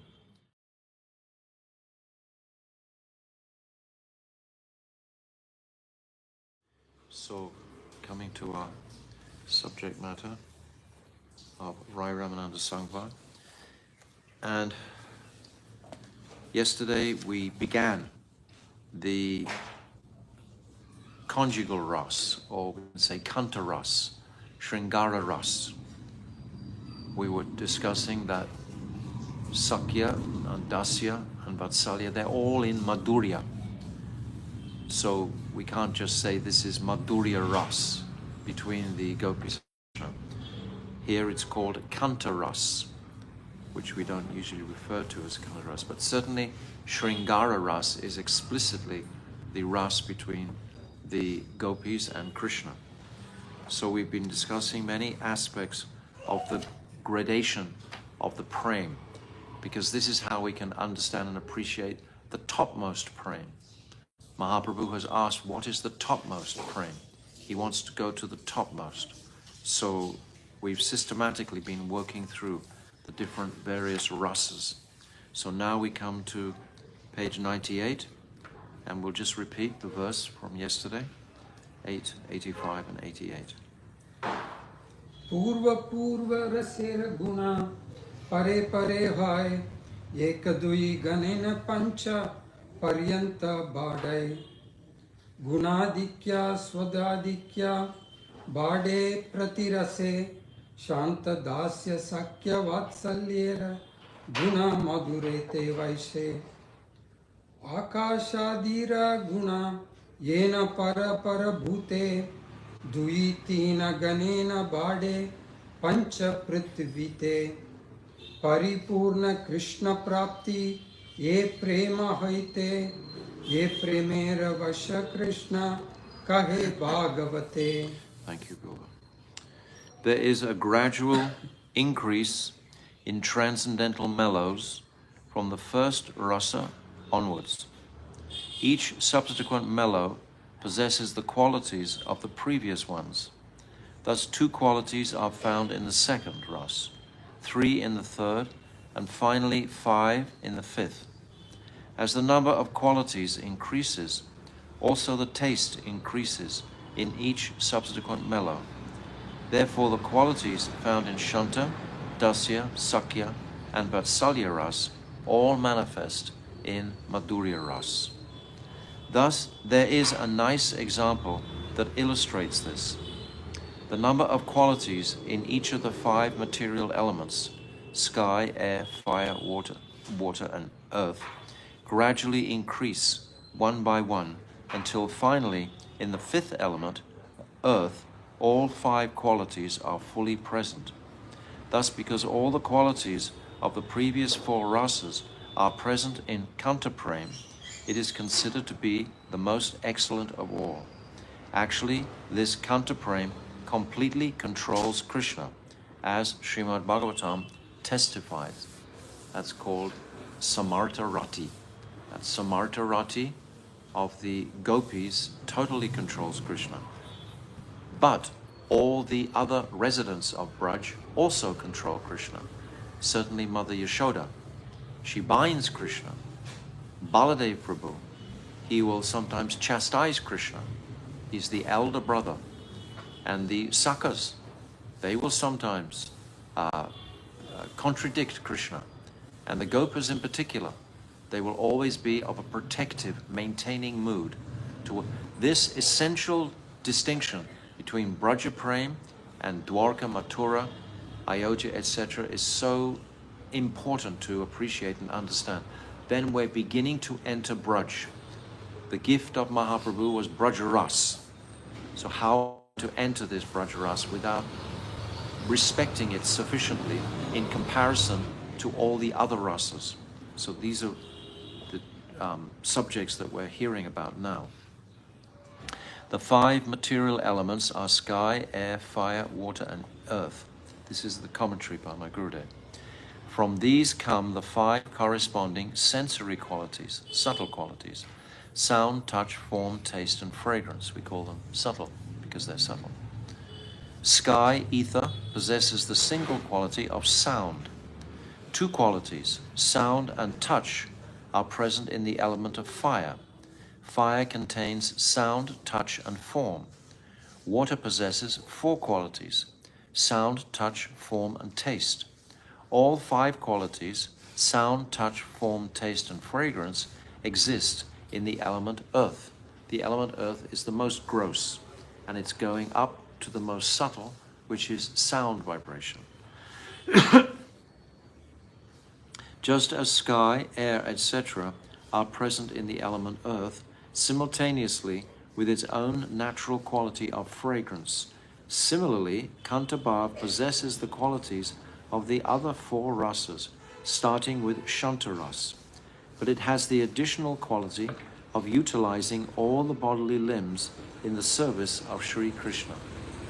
Nijanga. Anga means limb. Niya means all the limbs in this case. Therefore, Krishna Prema has arisen most completely in Madhurya Ras, because this Prema, which is blossoming with Ras, accords the use of the entire body in service. Only this Ras provides the possibility of bringing Krishna completely under control. Vatsalya will bring Krishna under control to some degree. And then Krishna will escape his mother's clutches, for example, and his brother's clutches, and go to Kaliya Khrada, where he chastised Kaliya. Baladev told him that day. Baladev couldn't come out that day. He told him specifically, don't go to Kaliya Khrida. So what did Krishna do? As soon as he got out the door with the cows, he went straight to Kaliya Khrida. So Krishna breaks these boundaries. But with the gopis, he doesn't break those boundaries in the same way. He's more controlled by the gopis. That's Samartharati. Kantabhav includes all the services performed by the associates of Krishna. This is all the associates who act as his servants, friends, and parents. This is what I said before. Madhurya consists of all the prema in Braj itself. The Krishna Nishta, resolute steadfastness in Krishna of Shanta, the service mentality of Dasya, the intimate service of Sakya, and the pervasive desire in Vatsalya for Krishna's auspiciousness and for his maintenance and the well-being of he who is subordinate to Prema. All of these qualities are included in Madhurya Ras, or we can say Kanta Ras. Furthermore, there is one more quality, offering one's entire body in the service of Sri Krishna, which is exclusively available in Madhurya Ras. The love-struck Brajagopis, who are the heroines of this Kantabhav, have distanced themselves from material desires and even their own family members, having completely renounced body, home, and dear friends as if insignificant as dry grass. So this is their greatness. How can they control Krishna if they have some desire or connection with this material world? They can't. So we'll carry on. Yes. 889. Mai bhaktir hi bhutanam amritattvaya kalpate dishtya yadasin mat sneho bhavatinam mat apanaha. Srimad Bhagavatam 10, 82, 44. This is when the gopis and the Brijbasis, they visit Kurukshetra. This is the 82nd chapter of the 10th canto. O gopis of Braj, devotional service to me bestows bestows immortality upon all living entities. But it is a matter of great fortune and joy that you nurture intense affection for me, as this is the means to attain me. So Krishna is speaking like this when the gopis are in his presence at Kurukshetra. A discussion of the gopis' pain of separation is found in the account of the meeting at Kurukshetra. Sri Krishna glorifies them, declaring them to be supremely fortunate, since this Kanta prema is the only means by which he can be completely controlled. The prema of the other rasas is not able to do so, not able to do this. 890. Krishnera pratigna drida sarvakale ache ye eche bhaje Krishna tar bhaje tache. Sri Krishna has taken a solemn oath that for all eternity he will reciprocate accordingly with the manner in which one serves him. For all eternity, however we choose to serve the Lord. This is a wonderful, wonderful verse. In Srimad Bhagavad Gita 4:11, he is also mentioned. Ye etamam prapadyante tam stataiva bhajamyaham mama vartmanu vartante manushya partha sarvashaha. O Partha, in whichever way a person renders service to me, I serve him in that very same way. Everyone follows my path in all respects. The worshipful Sri Bhaktivinoda Thakur has said in his commentary on this verse that whatever a person desires as the fruit of their worship of the Lord, Bhagavan in return awards the result accordingly. The sadhak of Shuddha Bhakti worships Bhagavan only to achieve eternal service to the transcendental form of the Lord, and the Lord rewards his loving devotee according to his desire by making him his eternal associate and giving him eternal love-filled service to Bhagavan. Bhagavan fulfills the desires of the impersonalists by bestowing upon them liberation or nirvishesh nirvana, whereupon they enter into the impersonal effulgence of the Lord. As the supreme controller, the Lord bestows the material fruits desired by the reward-seeking workers, the Sakam Kama Bhaktas.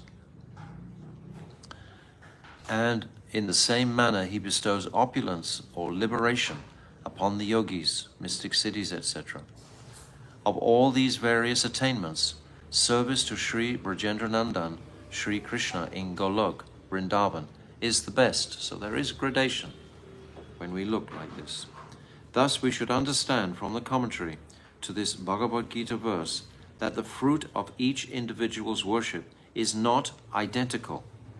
Depending on the type of bhajan one performs, the fruit received is indeed in accordance with one's desires.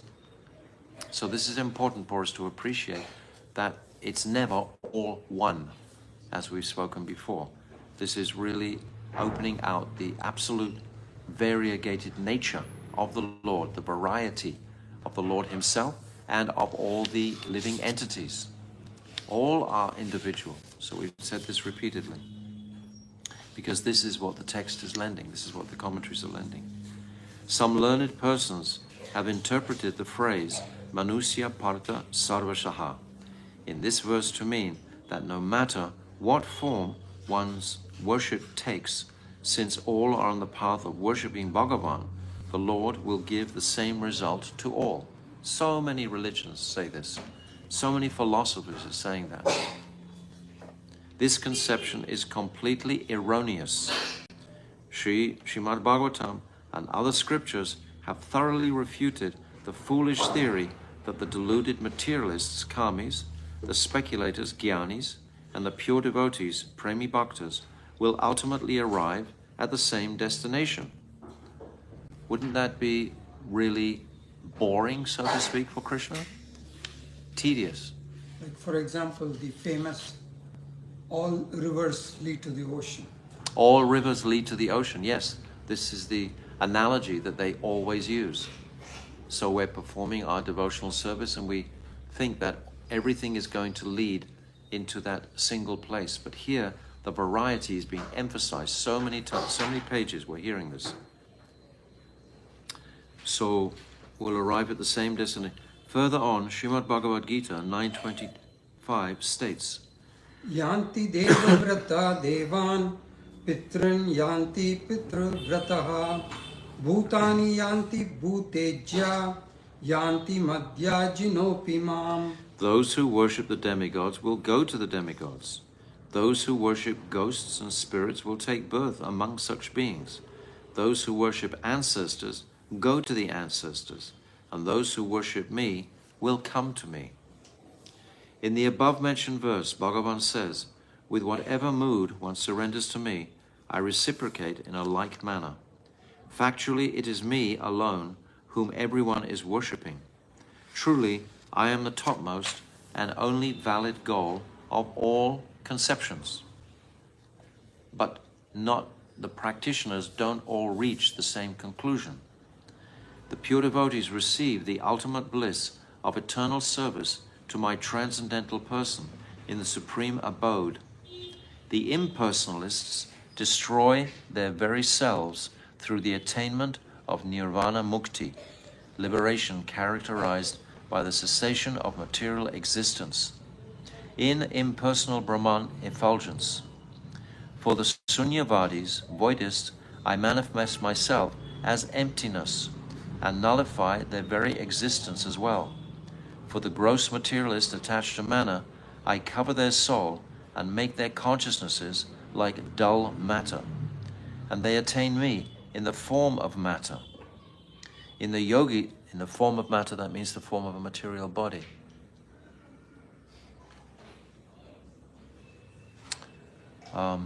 Someone started to make a comment, but it went down too quickly.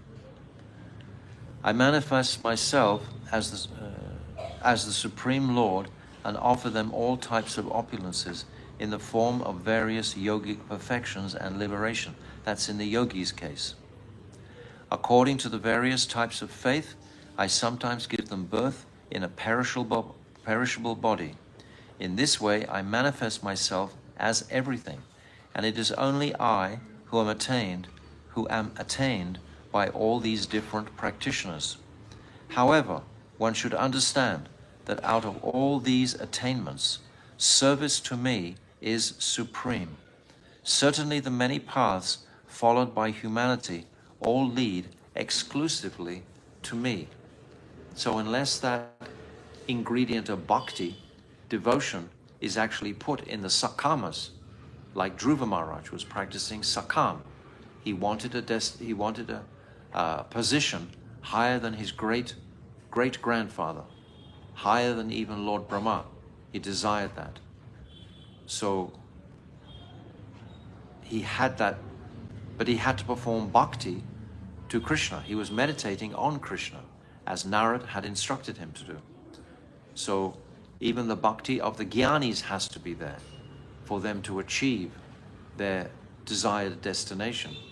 If one wants mukti or moksha, one has to have the fragrance of devotion to Bhagavan mixed with that gyan, then he can attain that shantaras in the Brahmajyoti. Those persons who want to go to Vaikuntha. Vaikuntha is practically like a glorified, liberated condition. Sarupya, Salokya, Saropya, Samipya, Sharsti. These 4 liberations are there in Vaikuntha.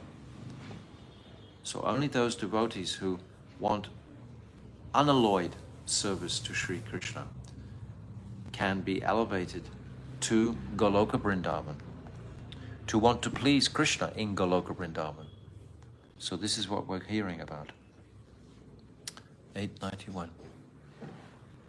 E premera anurupa na pare bajite ateva rini hoy kahe bhagavate. If, according to my vow, I cannot fully reciprocate with someone who does bhajan of me, then I become indebted to him. This is stated by Shri Krishna in Srimad Bhagavatam. Reciprocating with someone's bhajan means that when a devotee performs devotional service with a particular motive, then Sri Krishna fulfills that desire. This is known as Sri Krishna reciprocating with his devotees' bhajan. My Gurudev often used to say, when you're circumambulating Giriraj Govardhan, that Krishna is running behind to listen to your desires, ready to fulfill your desires of his devotees. So we should be very cautious about our various material desires, be conscious of them. My Gurudev used to say regularly, 5 times a day, you can fine-tune your desired destination. We may wake in the morning and desire a certain goal, and then it becomes somewhat compromised perhaps in the day, and we have another goal, and so on and so on. We should be constantly looking at our compass, so to speak. Where am I going? What is the purpose of my life? What is the mood with which I want to please Sri Krishna? This is what we're hearing about. This is what we're hearing about. However, Sri Krishna cannot reciprocate with both types of devotee. I'll just read that again. Another type of befitting reciprocation is where in whatever bhav one wishes to please Sri Krishna, he makes every effort to satisfy that devotee. Krishna is full of karunamayi, this compassion mood. However, Sri Krishna cannot reciprocate with both types of devotee, and considering that the perfected gopis do not have even the slightest scent of desire for their own enjoyment, what is the question of Sri Krishna reciprocating by bestowing great happiness upon them? They only wish to give happiness and pleasure to Sri Krishna. It's described that if Krishna offers them any type of benediction, they will just say they want the benediction to serve him more fully, to please him more. This is their only desire. If Sri Krishna wishes to fulfill their desire, then he alone receives happiness by doing that. He receives happiness by doing that. The gopis of Braj have completely abandoned everything to offer their whole selves to Sri Krishna. However, Sri Krishna can never abandon any number of gopis for a single gopi. What to speak of many gopis? He cannot even abandon one of his ordinary devotees. Thus he cannot reciprocate with the service of the gopis. Sri Krishna himself has accepted this fact in Srimad Bhagavatam 10:32-22. 892 Na parayeham niravadya samyujam swasadu krityam vibudhayu sapi vaham ya ma bhajan durjarageha shrinkalaha sambrichya tadvaha pratiyatu sadhuna. My darling gopis, your meeting me is innocent and immaculate. Immaculate, this niravadya, in every respect, because it is devoid of even a single iota of desire for your own happiness. It is overflowing with supremely pure love. Although the bonds of affection for the members of one's own home are impossible to overcome, you have completely demolished them. Thus, for loving service to me, you have transgressed the moral laws of this world. Even if I lived as long as the gods, I would be unable to requite even one drop of your love, sacrifice, and service. All of you may free me from debt simply by your own gentle nature, but I am forever the debtor of your prema and will always continue to be. So, of course, this is spoken after the gopis have sung their Gopi Gita, their lament in devastated separation. They've found Sri Radha, and now they've come to the bank of the Jamuna, the beautiful, clean, pristine, washed bank of the Jamuna, and they've sung their Gopi Gita, Jayati Tedikam Janmana Vraja. And at the end of this Gopi Gita, then finally Krishna appears, as we're going to hear shortly.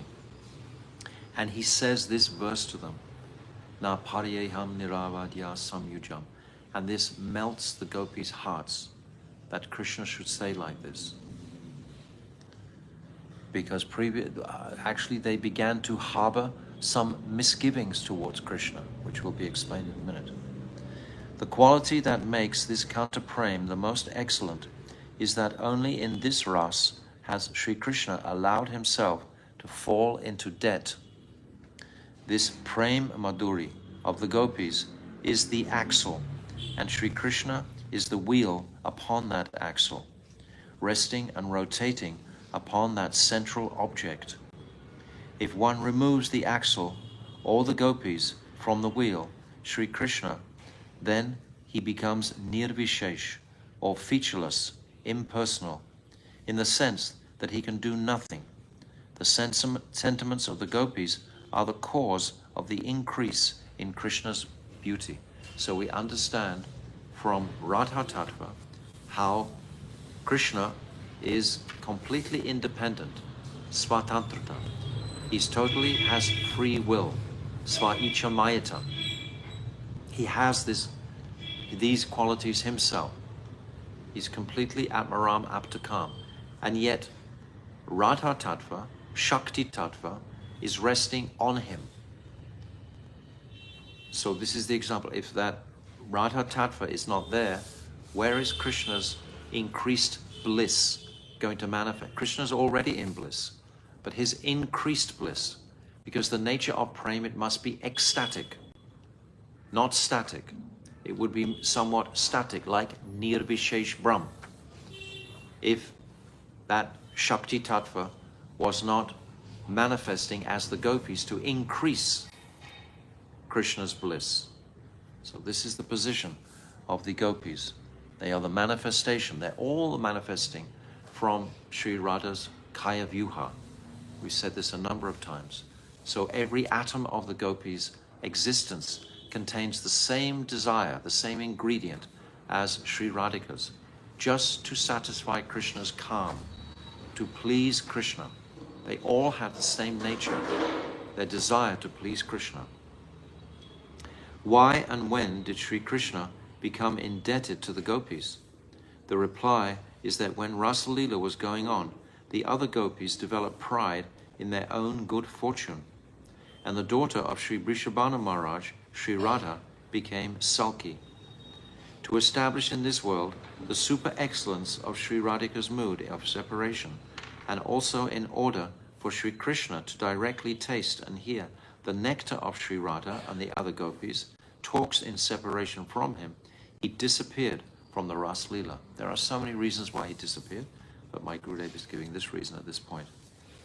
We described previously how the Ras Leela wasn't complete without putting Sri Radhika firmly in the center, and without purifying the idea of all the different groups of gopis, Swapaksh, Vipaksh, Tatast, and Surit. They all had to come under the one umbrella of wanting to glorify Sri Radhika, which through the process of Radhika leaving and then the gopis finding her, they all acknowledge the supremacy of her separation mood. So that was all manifested by Krishna and Radhika's desire. The gopis, absorbed in their moods of separation from Krishna, began inquiring about him from the trees, creepers, tulsi, and the Jamuna, but they received no reply from them. Suddenly they saw Krishna's footprints, and with them the footprints of a young girl. The other gopis began to extol the good fortune of that particular gopi, who was alone with Sri Krishna. They began to follow the footprints until they encountered Sri Radha lying upon the ground, unconscious in separation from Sri Krishna, looking like a golden doll. This is what I've just described. The other gopis pacified her.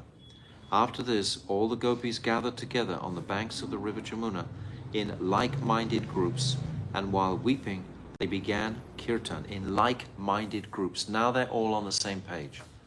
All the camps and groups of the gopis, they're all collectively harmonious in their glorification of Radhika as the center. This is what Krishna wanted to accomplish. The other gopis pacified her when they found Sri Radhika. Even Chandravali was amazed at the height of Radhika's prema. After this, all the gopis gathered together on the banks of the river Jamuna in like-minded groups, and while weeping, they began kirtan. This singing of the gopis is known as the Gopi Geet. Upon hearing this song, Sri Krishna could not check himself and came into their presence.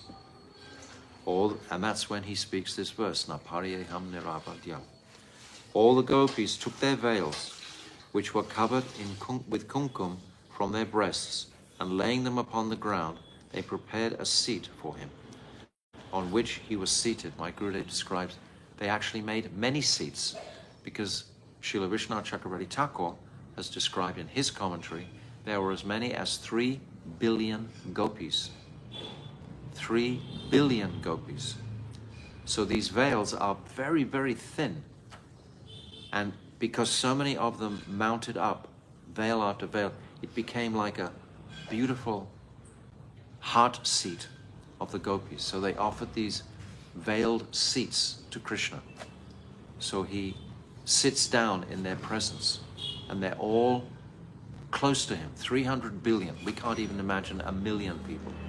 Practically, it's hard for us to understand 10,000 people. What to speak, of 300 million. But this is the dynamic at this time. It's all achintya, because it was 300 billion gopis. They would have 300 billion brothers also. And they had their parents, mother and father. So what's that? We're looking at 1,200 billion populace in a little village of Braj. Inconceivable. The gopis, being situated in Madhurya Ras, proceeded to ask Sri Samasunda a variety of questions, and he cleverly answered all of them. But those questions that were completely overflowing with prema, Sri Krishna could not answer, and he became eternally indebted to the gopis. So the gopis asked 3 questions. We should know this pastime. They asked 3 questions. They asked Krishna, if someone is loving someone else with the expectation of getting something from them, they will only love someone if they expect a reciprocal reward from that person in some way or other, either their own aggrandizement or some monetary reciprocal or something. They're thinking to get something in return. They have some expectation. So they're asking Krishna. They want to ask Krishna, what is your nature of love? So this is the first, that person who is loving, expecting some reciprocation. And then the second is those who love, but without expecting any type of reciprocation. Even if someone is inimical towards them, they will still love them. The example of this is parents. Parents will love their children regardless of how difficult a time sometimes they can give them. So this is without any expectation. And then there's the third type of person who, even if someone loves them, they don't reciprocate with them. They completely remain neutral. So Krishna, they ask Krishna, what type of personality are you? And Krishna replies that the first type of person that you've mentioned, these are selfish people. It's not true love at all. This is selfish. They're looking for something to be rewarded to them by their offering of affection to someone. So we can examine ourselves in our relationships, these three. Then the second type, Krishna says, yes, this is dharma. If you perform this loving service with no expectation, no reciprocation, still you will continue to love. And then the third type, Krishna says, yes, this is like the yogis. They are in their higher state of liberated bliss, and they don't extend themselves in a loving manner sometimes. So this is the third type. And Krishna responds, I am none of these. None of these refer to me. Then he says very beautifully, I left you because I wanted to increase, I wanted to intensify the love in your hearts. This is why I separated from you. So Krishna is saying, my dear girls, I'm quoting now from the 21st verse of the 32nd chapter. This is the verse after Krishna has returned. Krishna has just returned. So he's saying to them, my dear girls, understanding that simply for my sake you had rejected the authority of worldly opinion of the Vedas and other relatives, and of your relatives, I acted as I did only to increase your attachment to me. Even when I removed myself from your sight by suddenly disappearing, you never stopped loving me. Therefore, my beloved gopis, please do not harbor any bad feelings towards me, your beloved. So in the next verse, in the next chapter, then there's a beautiful description here. In the first verse, Shukadeva Goswami is saying that when the cowherd girls heard the Supreme Personality of Godhead speak these most charming words, they forgot their distress caused by separation from him. Touching his transcendental limbs, they felt all their desires fulfilled. So this is the example of Krishna's utter compassion and selfless nature. He satisfied the gopis completely, even though they were bereft for so long in that separation mood. And they, in a sense, challenged him by asking him these three types of love. What type of love are you? And then Krishna responds, I left you to intensify your prema. And then it's describing, actually, while he was saying this is the verse I meant to read. It's saying, yes, after that, then he says this Naparyeham Niravadya. And it's described that the gopis were looking at each other while Krishna was describing like this, and already they were immediately feeling some intensity increasing of their attraction to Krishna. Just as he began to practically apologize to them like this, he pacified them totally. It's a very beautiful, beautiful conversation, because immediately after this, there on the Jamuna's banks, Lord Govinda then began the pastime of the rasa dance in the company of those jewels among women, the faithful gopis who joyfully linked their arms together. So this is the mood that my Gurudev is discussing here. So where did we... Oh, my Gurudev's commentary. Our most worshipful Goswamis mention that not even the eulogies composed by Lord Brahma can give him the joy he experienced in becoming indebted to the gopis. This is the Supreme Personality of Godhead. And he's created a situation where he's so submissive to the gopis, he's indebted to them. He can't give them anything because all they will ask for is increased service to him. At certain opportune instances, Sri Krishna has released himself from his indebtedness to the devotees of all the other rasas But when he attempted to free himself from his debt to the gopis in Madhurya Ras, he became even more indebted. More indebted, yes. 893. Yadyapi Saundarya Krishna Madhuryera Dhurya Braja Devira Sangetar Badaya Madhurya. Although Sri Krishna represents the ultimate limit of unparalleled beauty and sweetness, still in the association of the Braja Gopis, his beauty and sweetness increased ad infinitum. So my Gurudev comments, although Sri Krishna's beauty and sweetness upon reaching their utmost limit had no opportunity for increasing any further, whenever the gopis and Krishna see one another, his beauty and sweetness repeatedly increase. This sweetness contains such inconceivable and astonishing power that when the gopis encounter his beauty and sweetness, they become filled with joy. And when Sri Krishna sees their joyful happiness, he becomes exceedingly pleased. Sri Krishna understands that he is giving happiness to the gopis, and the gopis become joyful because they know that their service is giving him happiness. In this mutual dealing of pleasing one another, there exists an eternal rivalry. How amazing. Okay, 894. 894. Tatrasi susubhe tabir bhagavan devaki sutaha madhye maninam harimanam maha marakato yatha. In the midst, this is from Srimad Bhagavatam 10:33-6. This is the last chapter of the Rasa Lila, Rasa Panchadiya. In the midst of the dancing gopis, Bhagavan Sri Krishna appears most beautiful, like an exquisite sapphire in the midst of golden ornaments. Haimanam,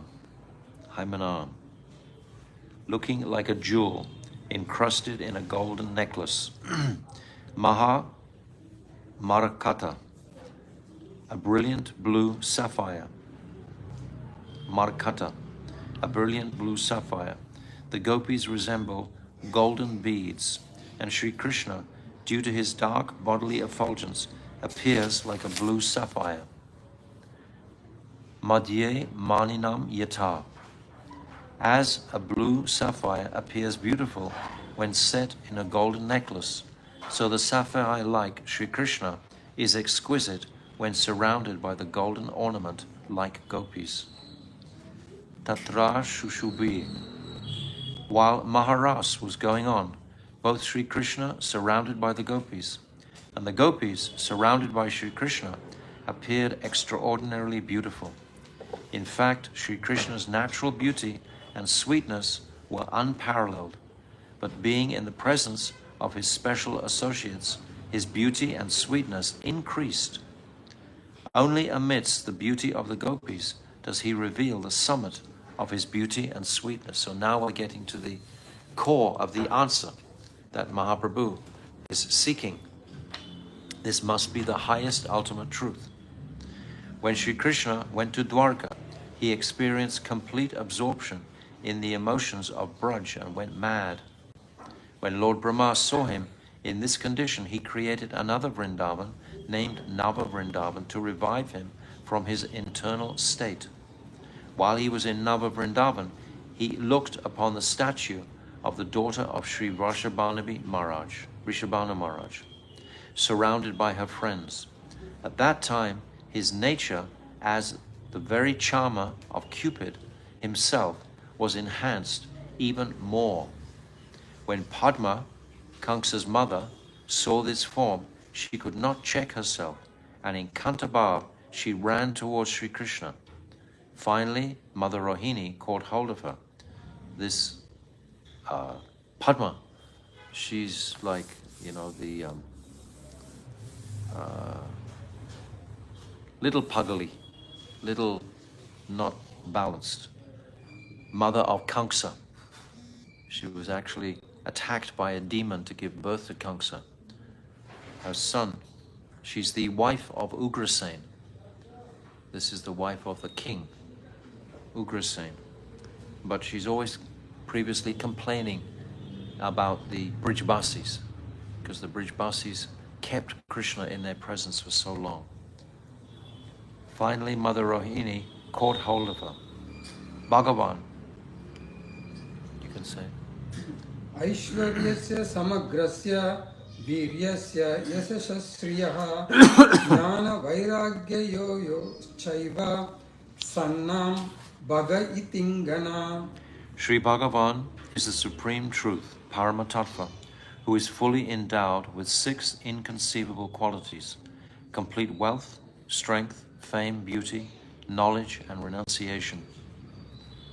Commentary.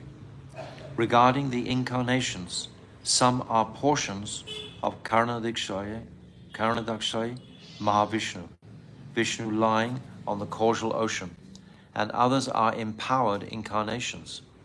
According to Srimad Bhagavad Gita 4.7, Yada yada hi dharmasya glanir bhavati bharata abhyuttanam adharmasya tadatmanam srijamyaham. O Bharat, whenever there is decline in religious practice and an increase of irreligion, I personally descend. The incarnations of Bhagavan appear in every millennium, yuga, in order to protect the earth when it is oppressed by the demons. Even Mahavishnu, who is the root of all these incarnations and the origin of the other Purusha avatars, is but a plenary portion of Brajendra Nandan Sri Krishna. This is stated in Srimad Bhagavatam.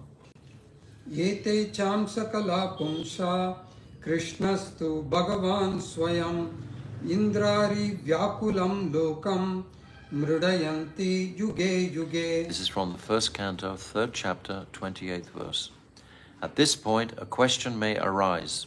When the Rasa Leela is saturated with unlimited sweetness, why has the word Bhagavan, which denotes opulence, been used here? Tatrati shushubi tobir Bhagavan devaki sutaha. The recollection comes by understanding that there were many different types of listeners in the assembly of Sri Parikshit Maharaj. There were karmis, jnanis, yogis, tapasvis, ascetics, or performers of various types of austerities, devotees of mixed moods, and pure devotees, in order that those seated at this gathering would not think Sri Krishna to be an ordinary mortal and his pastimes, associates, and holy abode to be in any way mundane. The word Bhagavan has been used. It is only Bhagavan himself who may enact pastimes such as these. So this word Bhagavan had to be used in order to pacify the various karmis, jnanis, yogis, etc., who were listening to this conversation between Shukadeva Goswami and Parikshit. Unless Bhagavan is respectfully addressed, the karmis and jnanis, they won't appreciate this Braja Ras, because they were not sufficiently educated and Chaitanya Mahaprabhu had not manifest to bestow this Braja Ras on the populace of the world. Here, our worshipful Goswamis have presented the additional Siddhanta that it is not possible for Bhagavan to perform any pastime without the foundation of Aishwarya opulence. So this is going to be interesting. It is never possible for Sri Krishna to divest himself of his opulence in any condition. However, because of excessive sweetness or the profuse overflowing of that Madhurya in the pastimes of Braj, the Aishwarya becomes integrated into Madhurya. In other words, the Aishwarya is still there.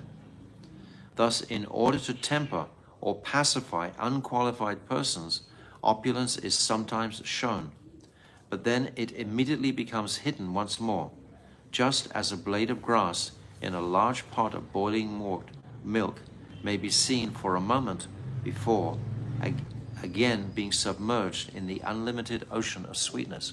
So that Aishwarya is there in more quantity than it is in Dwarka or Mathura, but because of the immensity of the quantity of Madhurya, it becomes submerged in that. So this is how we are always understanding this. opulence, Aishwarya, in Braj. Devaki Sutta, it is definitely incorrect to take this word as an indication that Krishna, who is performing the Ras Leela, is the son of Devaki and Vasudeva. Here, Sri Sukadev Goswami is actually indicating the son of Yashoda. In his commentary, Srila Vishwanath Chakravarti Thakur has also directly explained that another name of Yashoda was Devaki. Evidence of this is found in the Brihat Vishnu Purana. Dve namni Nanda Bharyaya Yashoda Devaki iti cha ata sakyam abhutasya devakya shauri jayaya. The wife of Nanda had two names, Yashoda and also Devaki. Because of their natural friendship, she, the wife of Nanda, and Devaki, the wife of Sori, Vasudeva, share the same name. So remember this. Sometimes it's referring to Krishna as being the son of Devaki, but that doesn't mean Devaki in Mathura. This is definitely referring to Mother Yashoda. Only one Krishna danced with countless millions of gopis, assuming many forms as there were gopis.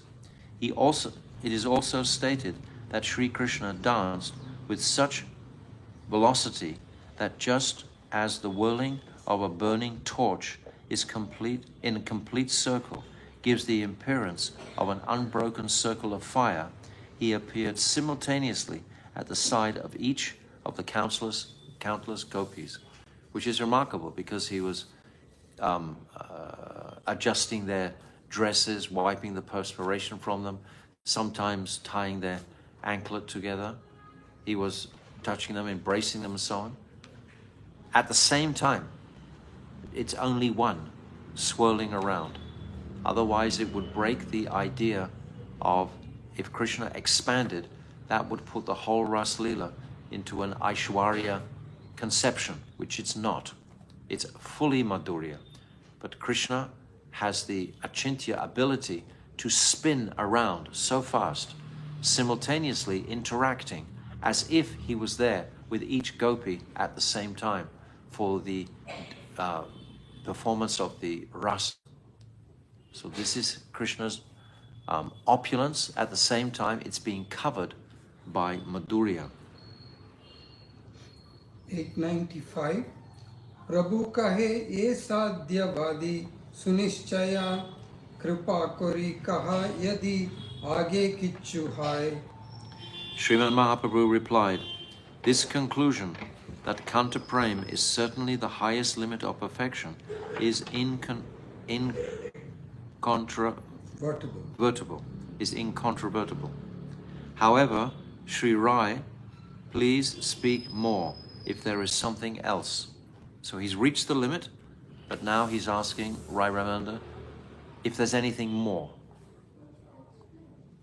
896 Rai kahe ihar aage puche hen jane etadina nahi jani achaya bhuvane. I think that word incontrovertible should be inconceivable. Would have been a better word there. Sri Rai Ramananda replied, until this day, I did not know anyone within the three worlds who could inquire beyond this. So understand what sort of gifts we're getting from this Rai Ramananda Sangbad. Rai Ramananda himself, who is so versed in the precepts of Ras Tattva, Siddhanta, etc., can't imagine something beyond this. So this is very clear that Mahaprabhu is empowering Rai Ramananda like a puppet and wanting to hear these truths spoken back to him for our sake today. We are hearing these truths today. This was the gift of Mahaprabhu. Mahaprabhu knew these truths. This Sangvad would be extensively spoken down the ages in Kali Yuga. And he deliberately is setting this trail, this track of subsequent steps leading to ultimately glorification of the Sakis, of Saki Prem, Gopi Prem. This is what we're hearing, Gopi Prem. It's not going to include Manjari Prem. Manjari Prem will be described by the Acharyas after this. But Mahaprabhu himself, he wanted to experience and wake up this Saki Prem within himself. He's carrying that potential of that Saki Prem of Sri Radha himself. And none other than Vishaka was able to do that so gloriously. So this is the intention of these descriptions, bringing us to this highest appreciation of Saki Prem. These gopis who had left everything to come to the service of Sri, and how Krishna is reciprocating with them. So this is the topmost. This is the ultimate truth of all reality. And this is ultimately what this whole Ramananda Rai Sangvad is about. And our Bhaktivedanta Swami, he writes that beautiful title of this book is The Search of the Ultimate Goal of Life. The ultimate goal of life means the highest possible conception. So this is what we're hearing. So Rai Ramananda Sangvad ki jai. Go Premanande. Hari Hari Bol.